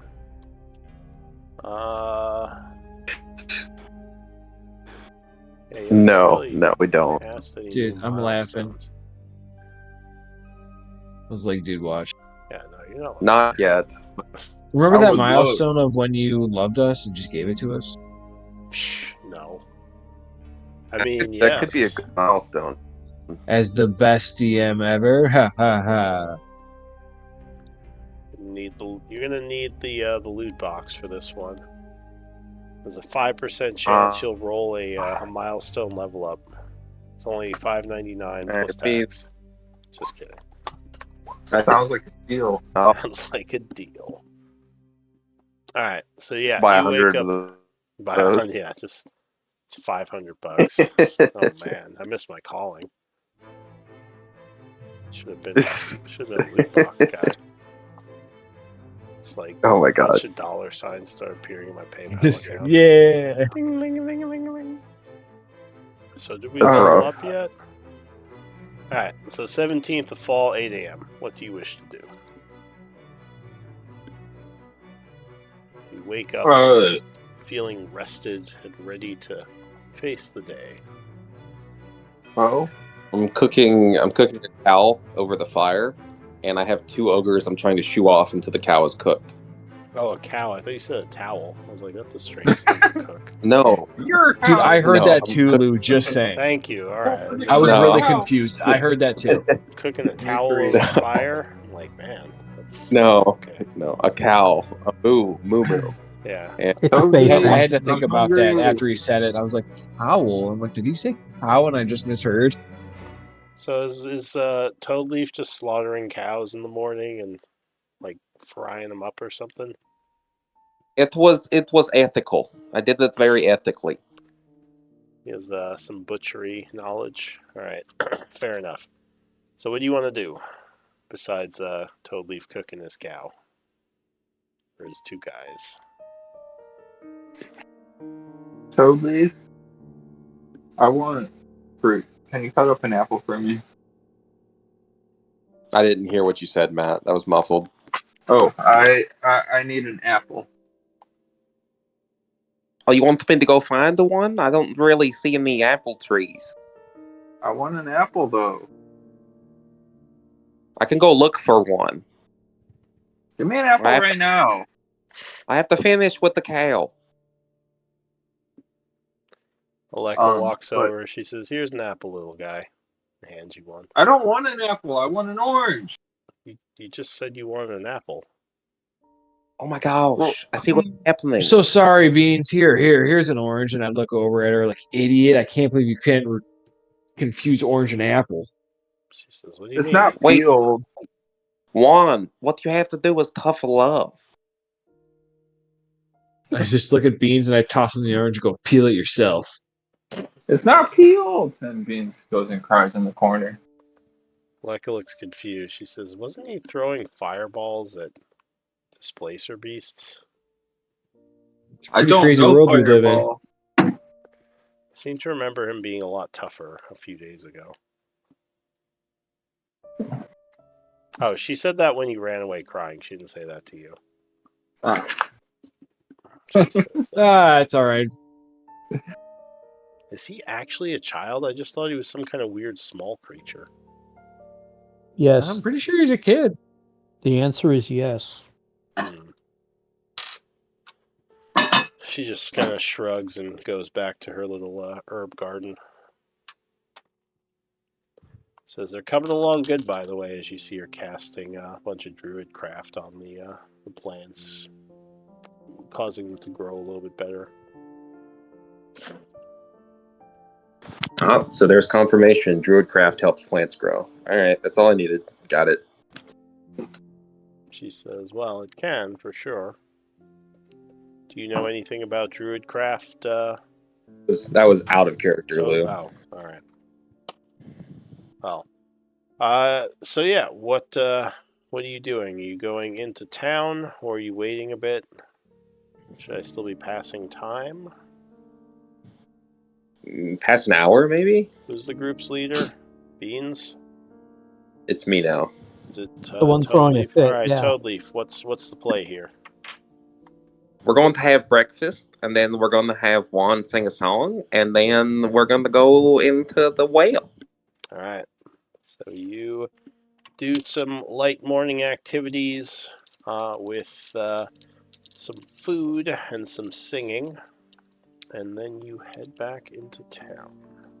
So I love the idea. Toadleaf's president for the day. I like that. Oh, I thought you were serious. Oh. Yeah. Just for the day. Yeah. I'm super serious. Definitely not Beans. It's We have a totally. rotating monarchy here. That's fine. All right. we run a religious oligarchy. Oh wait, sorry, that's Tuesdays. That's Tuesday. Yeah. I just need But you're surprised I even knew that big word. Give me the plays. So You go back We're gonna into definitely town. be stealthy as we're It's- trying to make our way over to the well. Yeah, it's still pretty early, but there are people walking through the street, and of course, being the group that you are, everyone, notices Juan. you and will probably be saying hello to you. You should ask Cithril next time if she has a secret way into this town. But I'm done. I look over at her and I said, I'm whispering to him, I'm like, wasn't that the one that was in their base? Well, yeah, she said she had a secret way into the tunnels from her base. So how are you going to approach this well secretly? You going to try to be stealthy? What Very does it not. look like? What if we all go up to it, like one at a time, and then casually just look around to make sure nobody's watching, and then look like we fell in? Just awkwardly fell Or, in. yeah, I dig it. Juan could also play a distraction elsewhere in town while And the then, three of us, while each of us sneak in, and then, yeah. and then he could come down later. That is perfect. I like this idea. I can definitely be a wonderful distraction. How far away do you think I should set up, Beans? So, The marketplace, really probably. quick, give me active perception checks, as you might notice something. Oh, we're being watched. We're being watched. Alright, so Oswin, you would notice that when you came into the marketplace, there are a group of 3 individuals who you don't recognize, who seem to be very casually keeping an eye on you. So, guys, I guess Beans noticed it too. should I walk directly up to those people? Did you say you're going to, or should you? I said, hey guys, should I walk directly up to those people? I'm gonna let you guys decide this one. Okay, I'm gonna walk right over. Sounds great. I'm going to tap you on the back and follow you. Alright, so they are standing basically near one of the stalls looking at the merchandise. They sort of look up at you as you approach. One of them says, oh, it's one of the magical miscreants. Hello. He smiles. Oswin's just relaxing and staring back. Not threatening, just standing there and staring at him. I say, I noticed you guys.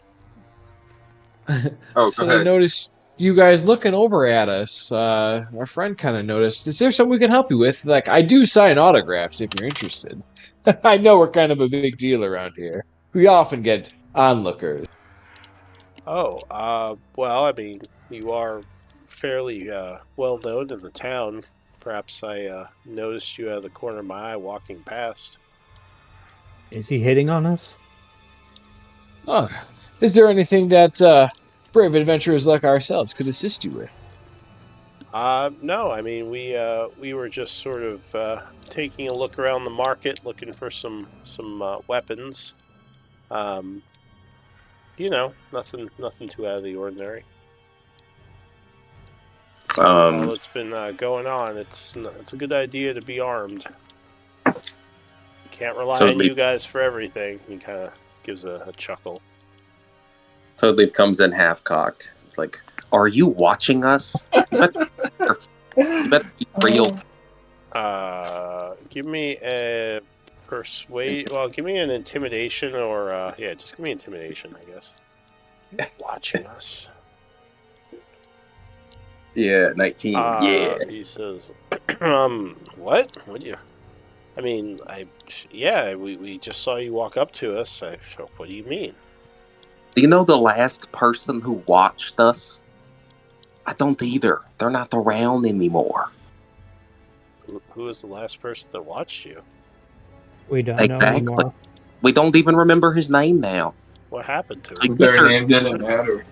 You better not watch us anymore.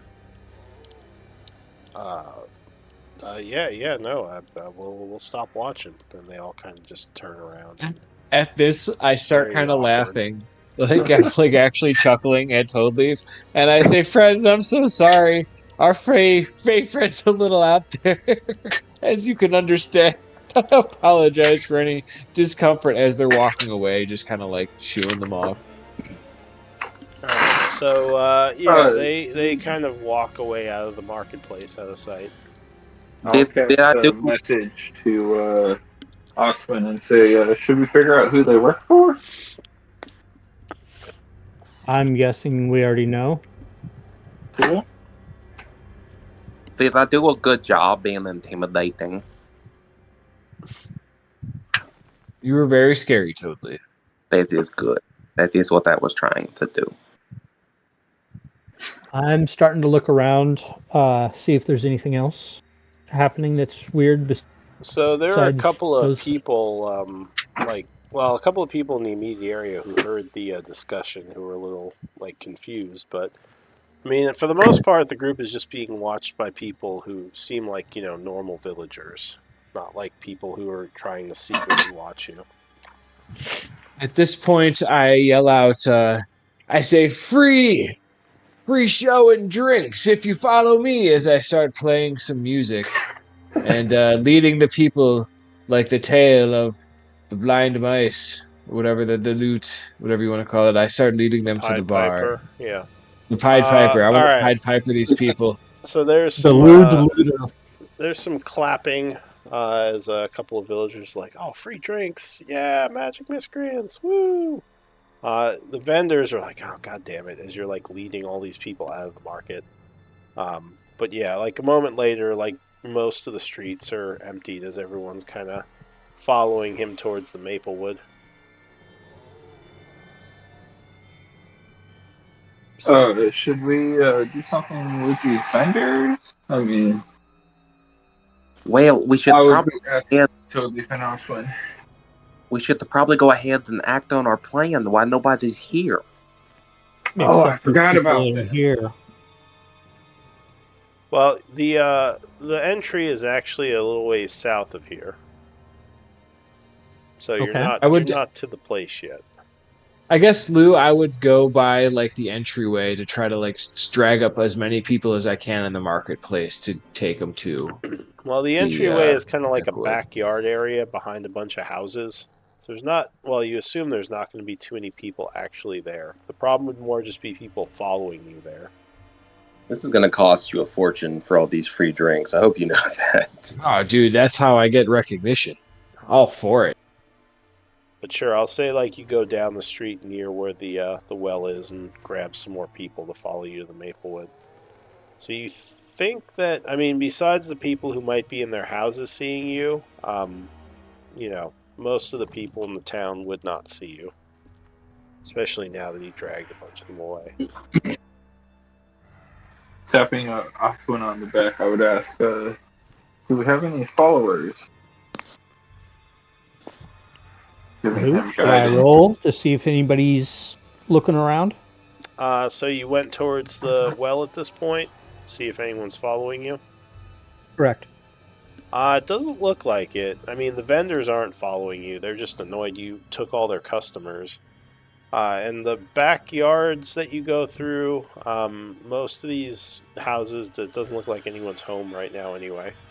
So you think you're clear. You didn't even have to go in stealthy because he pulled all the people off the street nearby. Awesome. So yeah, you get to the well, which looks like a boarded up well.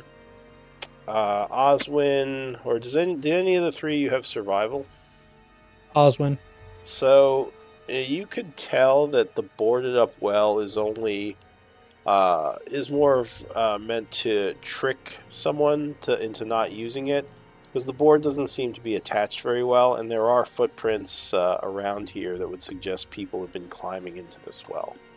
If you open it up, you would see there's probably about a 20-foot drop down to some basically the well isn't fully dried up, but there's not much water down there. You just see some stones. Tosses the rope, holds onto the rope, and has people go down. All right, so you climb into the well using the rope. It's not too hard. And is there a way to fix the rope on the exterior part of the interior part of the well? Fix it? What do you mean? I have a piton. Yeah, but that's going to create noise. Ooh. To make it so it stays. Oh, I see what you're saying. You'd probably have to. I mean, I guess you could tie it around like what's left of the post on the top of the well. You know how stable it is, though. A piton would obviously be like a better solution. You could tie it to a nearby tree, but that would be way more obvious that you climb down. If you want to just close it back up, you'd probably have to use a piton. Okay. So, screw it.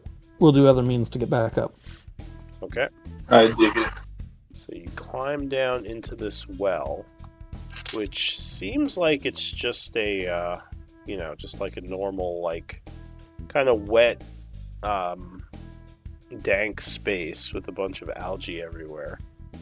But looking around, give me an investigation with advantage, because you have the note of how to get into the tunnels. Alright, so you all did really well. You go look at the southern wall, and you do indeed find a spot where you can basically slide a rock aside, and there's like a little crawl space going into a new area. I'm gonna wait here. Like the entrance. I'm gonna wait here for Juan to get back to us. Alright, so we're passing time for Juan to return. Juan, give me a stealth check. Probably going to take you at least an hour to give everyone drinks. So there's a few things I want to do here, Lou. First one's going to be, when I drag all these people to the Maplewood, let me know how much I need to spend to buy them the round of drinks. I assume you're just getting them cheap ale? Yeah, I'll get them cheap ale. So for all those people that get cheap ale, I'll say it's like 2 gold.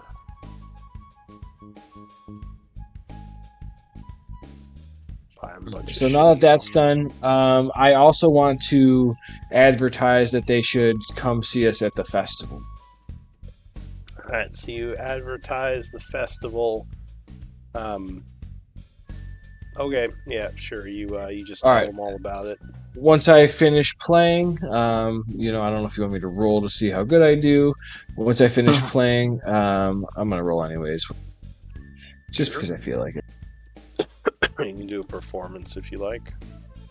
Yeah, you do a very good show. Everyone is drunk and happy and giving you pats on the back and hanging out. Okay, well then I excuse myself. Once I leave the Maplewood, I want to duck in between some houses when I see that nobody's looking at me and shape change.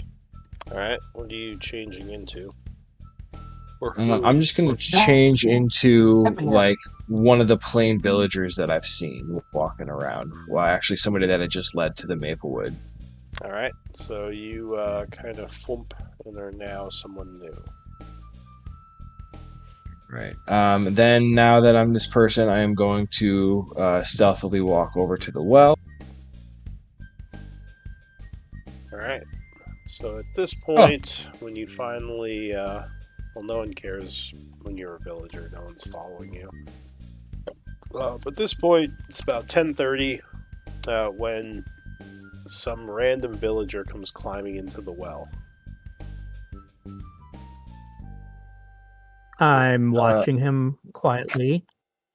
I just say, "Hey guys," as I poop and I poof back. Alright, so it is once again your ally Juan. Yay, you don't have to get shot. This is a good thing. Don't have to shoot you now. You can probably steal. You could probably still shoot him. It wouldn't be too bad. Alright, It sounds like Gurglo's about to get some poison to keep up that talk, Toadleaf. Oh, jeez. It's getting real in here. Alright. So how dare you? Even your fey limits have boundaries. That's rough. And I say, shut up, Toadleaf. Come have a drink with me. Did you bring spicy water? I'd pull out a flask of spicy water and hand it to Toadley. Just like the spicy water. He does. Give me one moment. Then I start joking with Toadleaf about all the villagers and how hilarious it is to see them all drunk and partying at like first thing in the day. It's crazy. You just buy them some drinks and they just forget everything. And I was like, well, maybe the vendors will be happy. You know, the drunk people tend to have looser pockets. Well, hopefully that works out.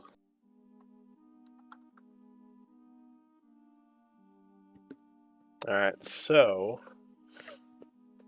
as you climb in to this new area, a large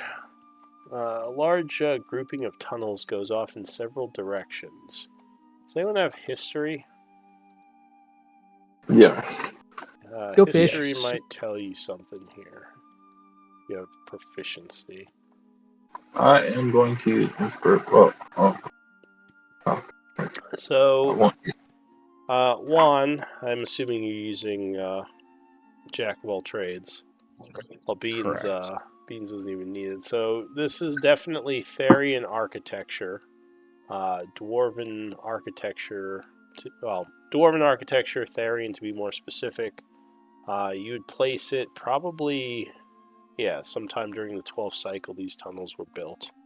It does look like they've kind of been used as there's a bunch of footprints in the dust coming from the well, like a bunch of wet footprints. So people definitely have come through here.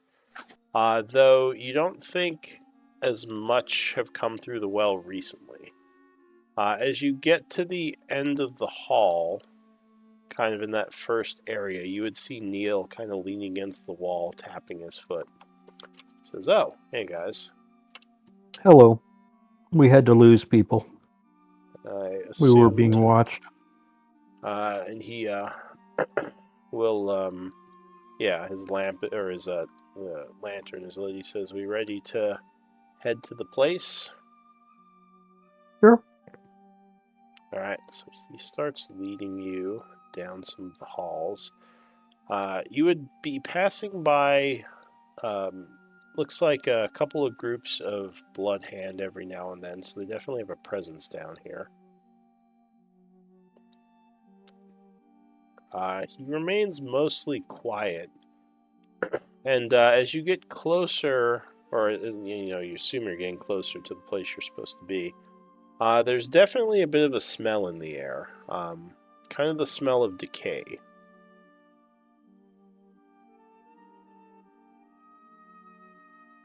And finally, you would come to a large hallway that seems to have a bunch of boards, basically like a barricade set up here. Looks like a bunch of there's a bunch of like impact marks on the wood, like something was trying to break through, and there's like a hole you can look through and maybe like fire a crossbow through. On the other side of which there would be several what look like corpses laying on the ground, riddled with crossbow bolts. And there's a guy here as well. He's like kind of keeping an eye on things. What do we have on the other side of this, friend? Neil looks to the guy and he says, "Not as many today, but yesterday we had a whole bunch of zombies." Says, "Came from somewhere within. Mostly zombies and skeletons." Neil nods. He says, "Undead. Abandoned undead. Seem like they're all just berserk, attacking anything living that they see." That is unfortunate. Says, "Yeah, we've encountered a couple of groups that have come out since we first found the place. So we've kind of kept our distance for the time being. But and you want us to walk through the store, you lock it behind us, and then magically get rid of all this undead problem?" Says, "Yeah, that's go ahead." I was just going to say to Beans, it is not really a problem, Beans. We've dealt with undead. We can take care of it. Yeah, but this is a lot of energy. I feel like we should get paid for this work in some way. He said whatever we find, we can keep. Says, I thought you guys had What this if we- all worked out with Cithril already. We should let Cithril know that we want more, but we'll go through. Says, I mean, I can let her know, but I assume I thought the deal was you were just keeping any treasure that's in there. I mean, this is an old abandoned church, so there's probably some good stuff you could sell. Ooh, a church. Or not, because it's a church. He says, yeah, it's evidence suggests it was some kind of church, although I don't know much about holy symbols. Does this look, and he kind of pulls a little token out of his pocket, and he says, does anyone recognize the symbol? Does anyone have religion? Go fish. Yes. Yes. Right. I actually am trained in this. Alright, so if you're trained, I wouldn't even make you roll, because it's a more common symbol in certain parts of the world. It is the symbol of Moradin, god of the dwarves. He says, I found this kind of in some of these back halls nearby, so I'm assuming whoever they worship here, this came from the place. He kind of, I'll say he flips it to Juan. Yeah, it's like a little stone holy symbol. He says, Osmond looks over at the. Did you guys already say dwarf, or is that just DM to player? Say, you mean about the architecture? I'd fill you in and let you know. Do the bodies that are undead, the dead undead, do they look dwarfish or regular human size? And I'll just say, this is up to you guys, but my thought is by default, if someone knows something, they're telling everyone. Unless you say, you're not doing that, I'm just going to assume, and you all can assume that if I say, a character knows something about history, that they would have passed that on. Unless there's, a situation where speaking is dangerous, Yeah. Or rather, if they want to hold on to that information for themselves. Or if they say, if there's a situation where someone's like, well, I'm not telling the group, or they want me to whisper it to them, or, they say I don't tell the group. So the default is everyone tells the group everything they know. But, yeah. Gotcha. Yeah. The bodies are dwarven, though. The undead that are now dead? So the zombies actually look human. Okay. Which is a little odd. Some of the do you have medicine? I do not. Okay. I was looking at the ones that I could tell. Does it look like a zombie dwarf, or does it look like a zombie human? That's about as far as I could go. So it looks like a combination of humans and orcs, funny enough. The skeletons, it's hard to say because they're skeletons. He says, but... Juan can say. Oh, Juan, you have medicine? I do. Alright, so give me a medicine check. It's there, right there. I already rolled 22. So, the skeletons are mostly dwarven. Some of them are orcish as well. Interesting grouping of races here. So, Toadleaf. A dwarf, an orc, and a human walk into a crypt.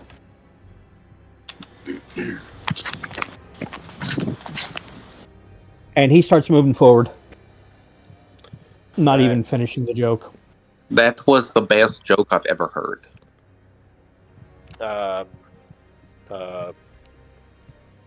Neil looks confused. He says, I'll just watch the entrance. Good luck, guys. Don't worry, Neil. It was above your head and over your head and under your feet. Have a good one. Keep safe. Don't get bitten by one of these things. He says, you guys as well. Alright. So you enter into this area. And again, it seems like the architecture is a little different in here.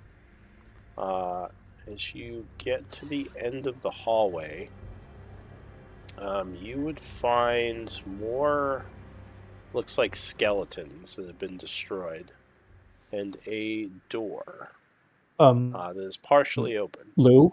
Yeah. I realize I have a problem. I did not communicate with you that I was changing my kit from the Guardian to the Infiltrator before coming down here.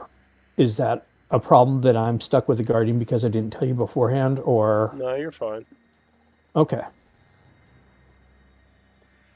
But The yes. reason why is because they said sneaky. Gotcha. All right. But yes, the door is partially open. So let me bring you. I assume you guys are going in. Let me bring you to the new map. And I'll be scouting too. Okay.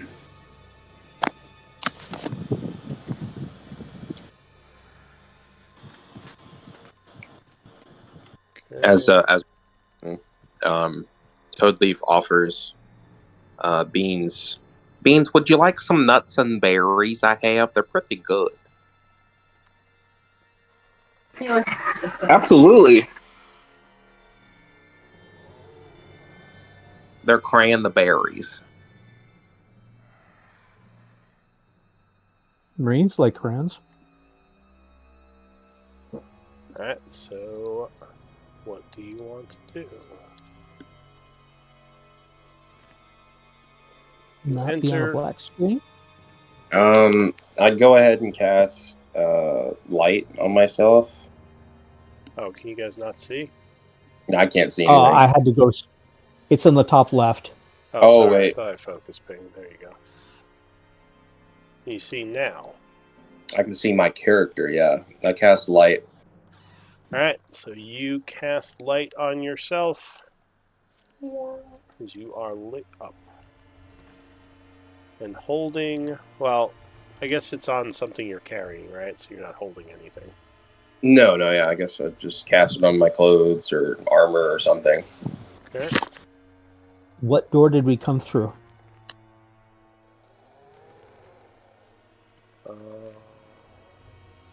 I assume we came through. We came through this one, silly, right here. The one behind you. Sorry. One of the 5 holy hells is that garbage on the ground. So it looks kind of dusty and dirty in here. You would see there is a large plaque with the holy symbol kind of on an arch, kind of like a vaulted ceiling. There's also a bit of writing underneath the arch. Well, does anyone speak Dwarven? Probably. Yes. Alright, so I guess Juan, it would identify what you assume is this place as the Halls of Tarsus. It would say, Moradin, watch over and protect you. May he keep you armored, and may his courage guide you. Looks like it was I share that because I'm reading it. Someone named Tarsus, Father Tarsus. As I read that, I kind of laugh because I think it's a little absurd as I share that with the group. Okay. So yeah, there are 2 doors. Neither of them marked. Both of them kind of old and wooden, or double doors, I should say. One going east and one going south. Which way and which one should I try to check out first? South? I lean towards the south, but if you want me to check out the east, I will. Go wherever you want, bud. Whatever you think is best. You seem more fit for this than me. I'm going to gently check the door to see if it's unlocked. The south door, as you push on it, appears to be locked. Okay, then I'll break out my toolkit.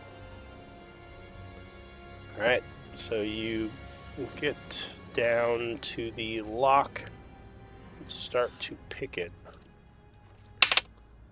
As you do, a huge axe suddenly comes partially through the door. As something on the other side attacks it. Good. Give me initiative rolls.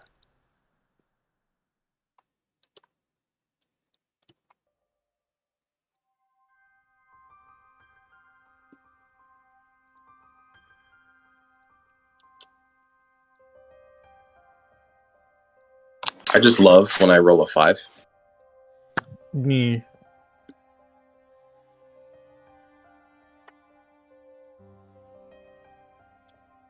All right.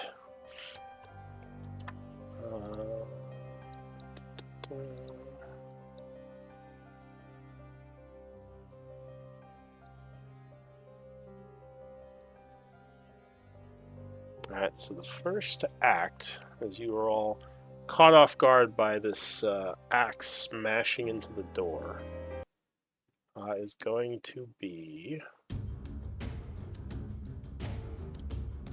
Alright, so another enemy is acting as the door is once again smashed, and it doesn't look like it could take much more. You can see something large and skeletal, it looks like, moving around on the other side. Oh, excuse me. Just congested. Not fun. So I can see this. Yeah, so it looks like this. A large horned creature wielding a great axe. You can kind of see it. Okay, so yeah. Through the door. Juan, what are you gonna do? I just yell, "Oh my god, look at that ugly motherfucker!" Okay. Anything else?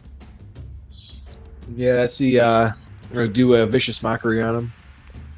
Alright, so you target him with vicious mockery, forcing a save.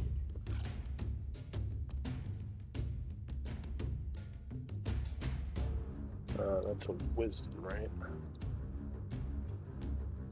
Yes. Correct. Alright. So he rolls poorly. Also, apparently he's not whispering. And would fail, taking 7 points of psychic damage. And yeah, I'm gonna stay hiding back here, and that's gonna be it. Alright. So another enemy is going. Beans, your turn.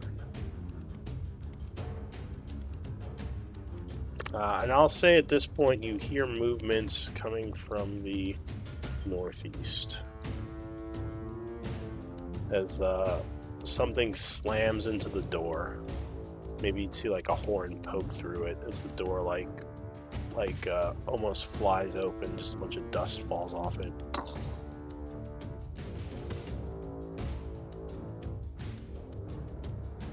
What do you want to do? Are you muted?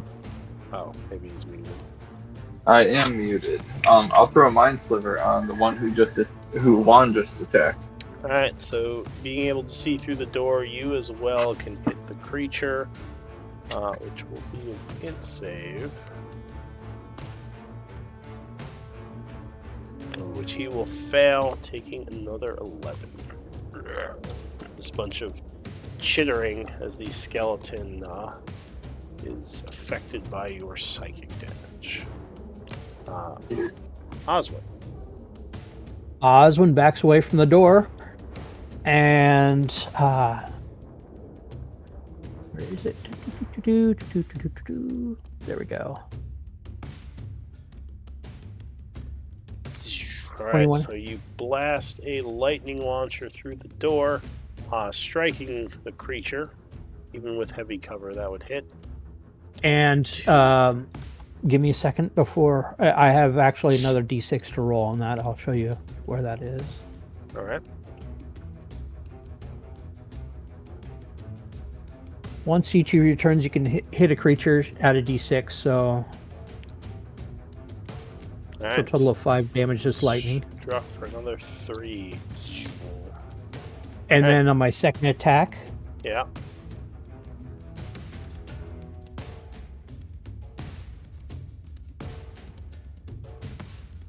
Yeah, 20. 20 will strike.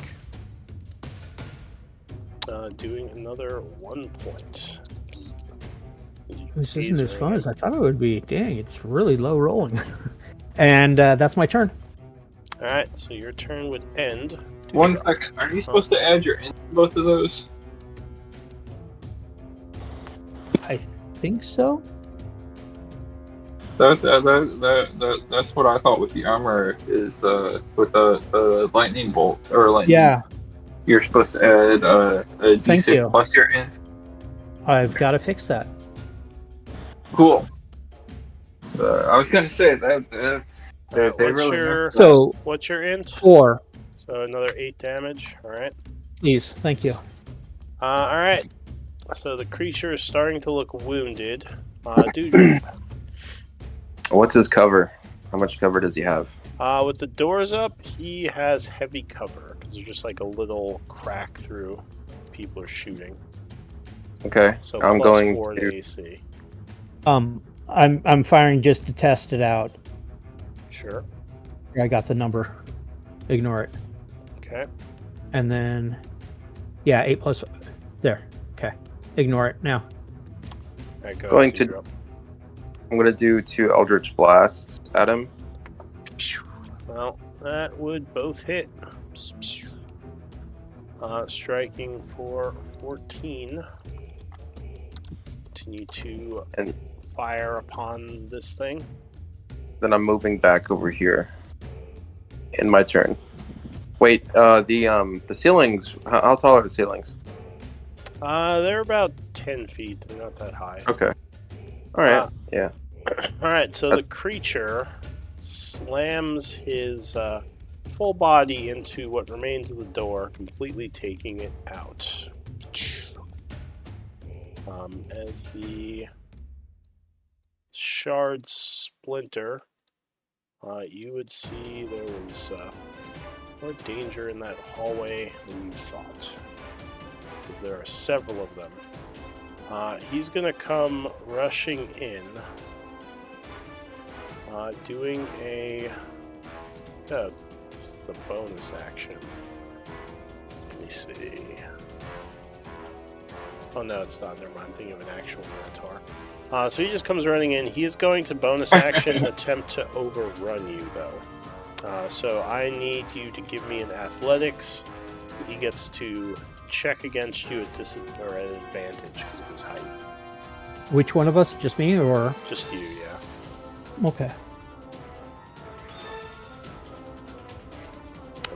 Sorry, I was realizing I've got things I need to fix on my character sheet. That's what I was. Alright, so he is easily going to knock you aside, getting to your back line. New round. This guy is going to do a charge at you.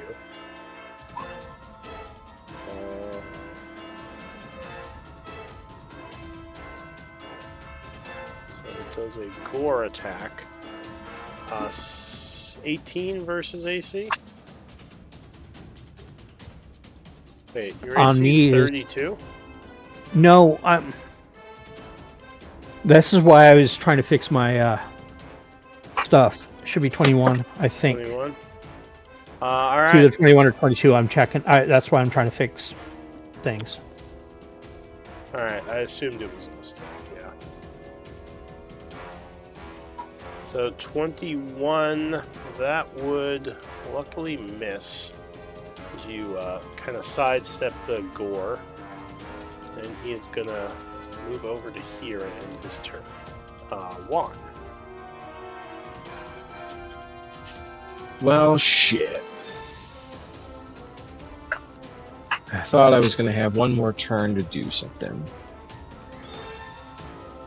That one that charged past didn't attack, right? I guess it. No, he broke open the door, so he didn't get an attack. The one who's right next to you. Yeah, see, fucking spells suck for undead, man.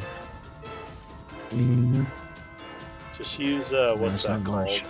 There's a couple that you can use on undead for a bard. None that I took. Oh, that's fair. That's a shame. Yeah. All right. I am going to pull out my wand of web. All right. And I am going to use the web spell. All right. So use a charge. Where are you placing it? I guess. Do you have a 20-foot cube? I do not. Can you add that for me? Yeah.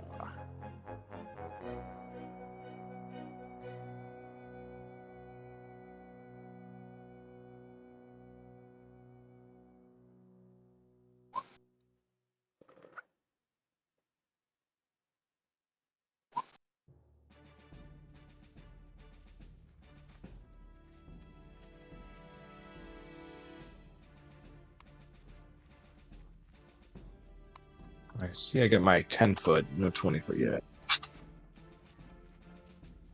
All right. Give me a chance to finish it. It appears I still have to set up. Hey. Yep, I see it there now. I'll let you finish though. Yeah.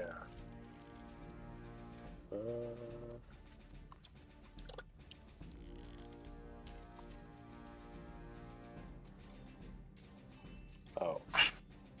Wow.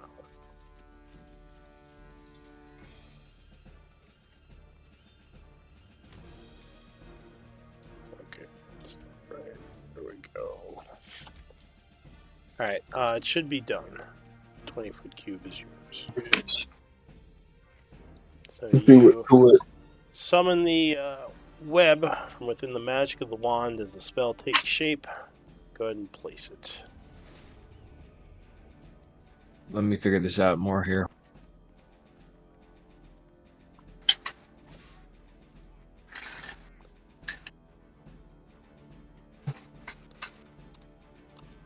Right there. Can I not move it? Not when it's I in want the to go wall. south. Right there. I want to place it. What? I want to place it like here.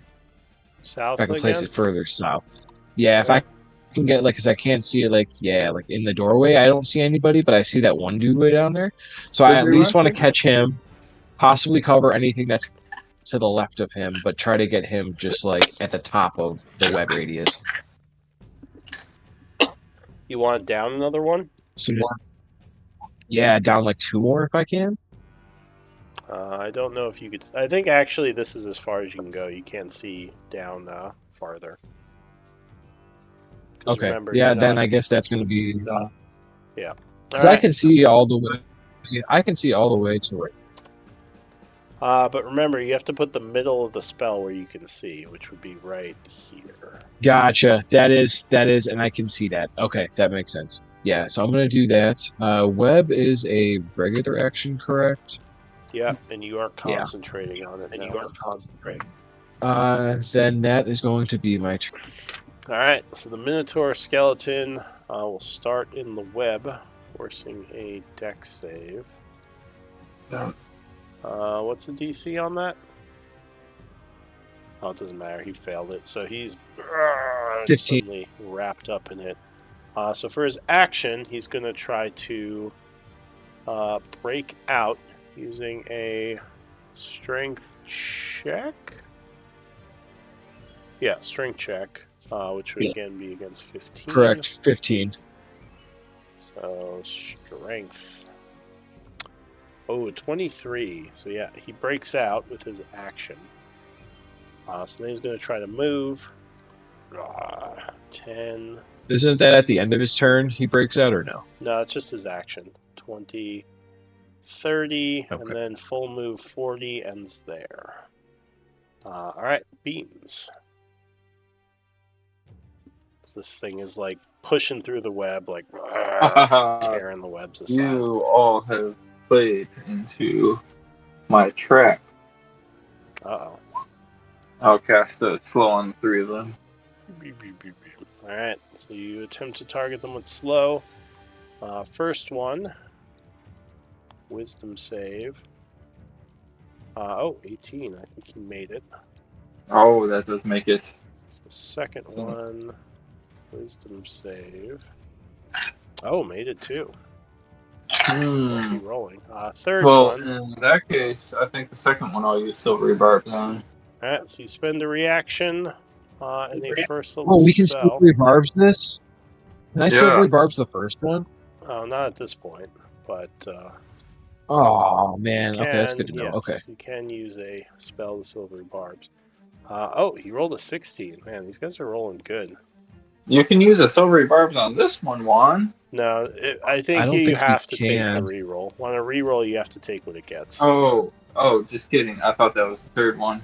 Jeez, Yeah, that so sucks. the third one, though, let's see. That was He not as cool as I definitely wanted fails. it to be. So the guy coming through the That was- web is like boop, boop, boop, boop, boop, and slows down. But the other two, really bad wisdom save, though, surprising. They are unaffected, but you are, I assume, concentrating on it for the third guy. Yeah. All right. So Bean's turn is ending. Osmond. I'm going to take a disadvantage to range attack that guy with my lightning. Because one of the things I didn't plan on for the infiltrator is a melee magic, and his strength sucks. So Oh wait. So that dude with the half heart was supposed to take a minus 1d4 from silvery barbs, or not silvery barbs, mind sliver. Sure. Give me a D4. See if he. Thank you for reminding me. So he would fail it. Sorry. Good Go reminder. ahead, Yeah. Oswin. I missed my first with him, and then my second, 22. Yeah, On which one? heart, All right, that would strike him.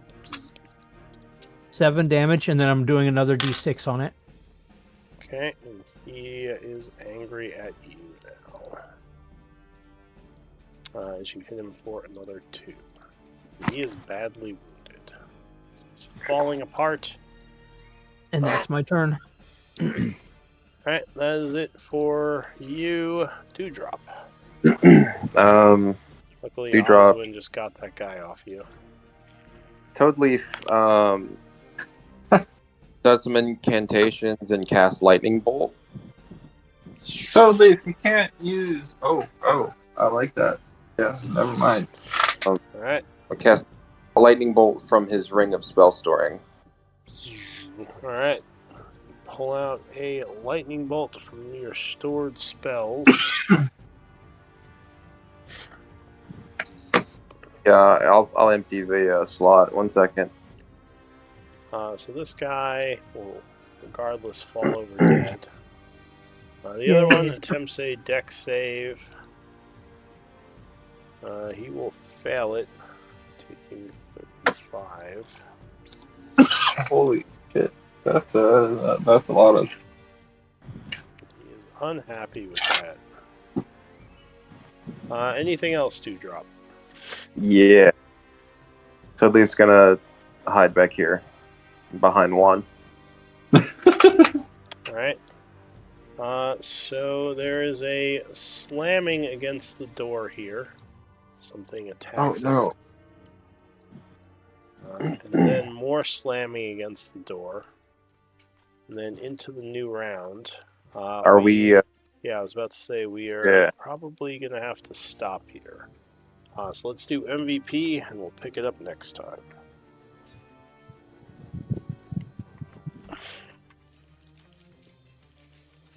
MVP votes.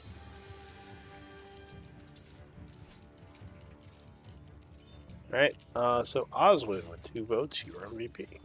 It's your inspiration. And Yay!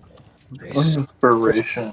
I'll be taking some notes. If anyone else wants to try to claim inspiration points, just let me know. Otherwise, you're all good to go. Good game, everyone. Thank you. Good game, everybody. Good game, guys. Fun session. Super appreciate that. Yeah, that was a good session. Thank you. Glad you enjoyed it. Great. Yeah. Have a good night, guys. See ya. Night. Thanks for the game, Lou. Yeah, no problem. Thank you for playing. Hey, there's I don't know if you're into like civilization style games, and I think I've mentioned this one before, but there's a game called Age of Wonders 4 that I feel like you might like if you watch a trailer on it. I could send you something if you want. Yeah, I can take a look at it. It's like fantasy civilization, basically. If you like those type of games, strategy based. Sometimes I do. Yeah. All right. I'll send you a link to it. All right. All right, thanks. See you Sunday. Yeah, see you then.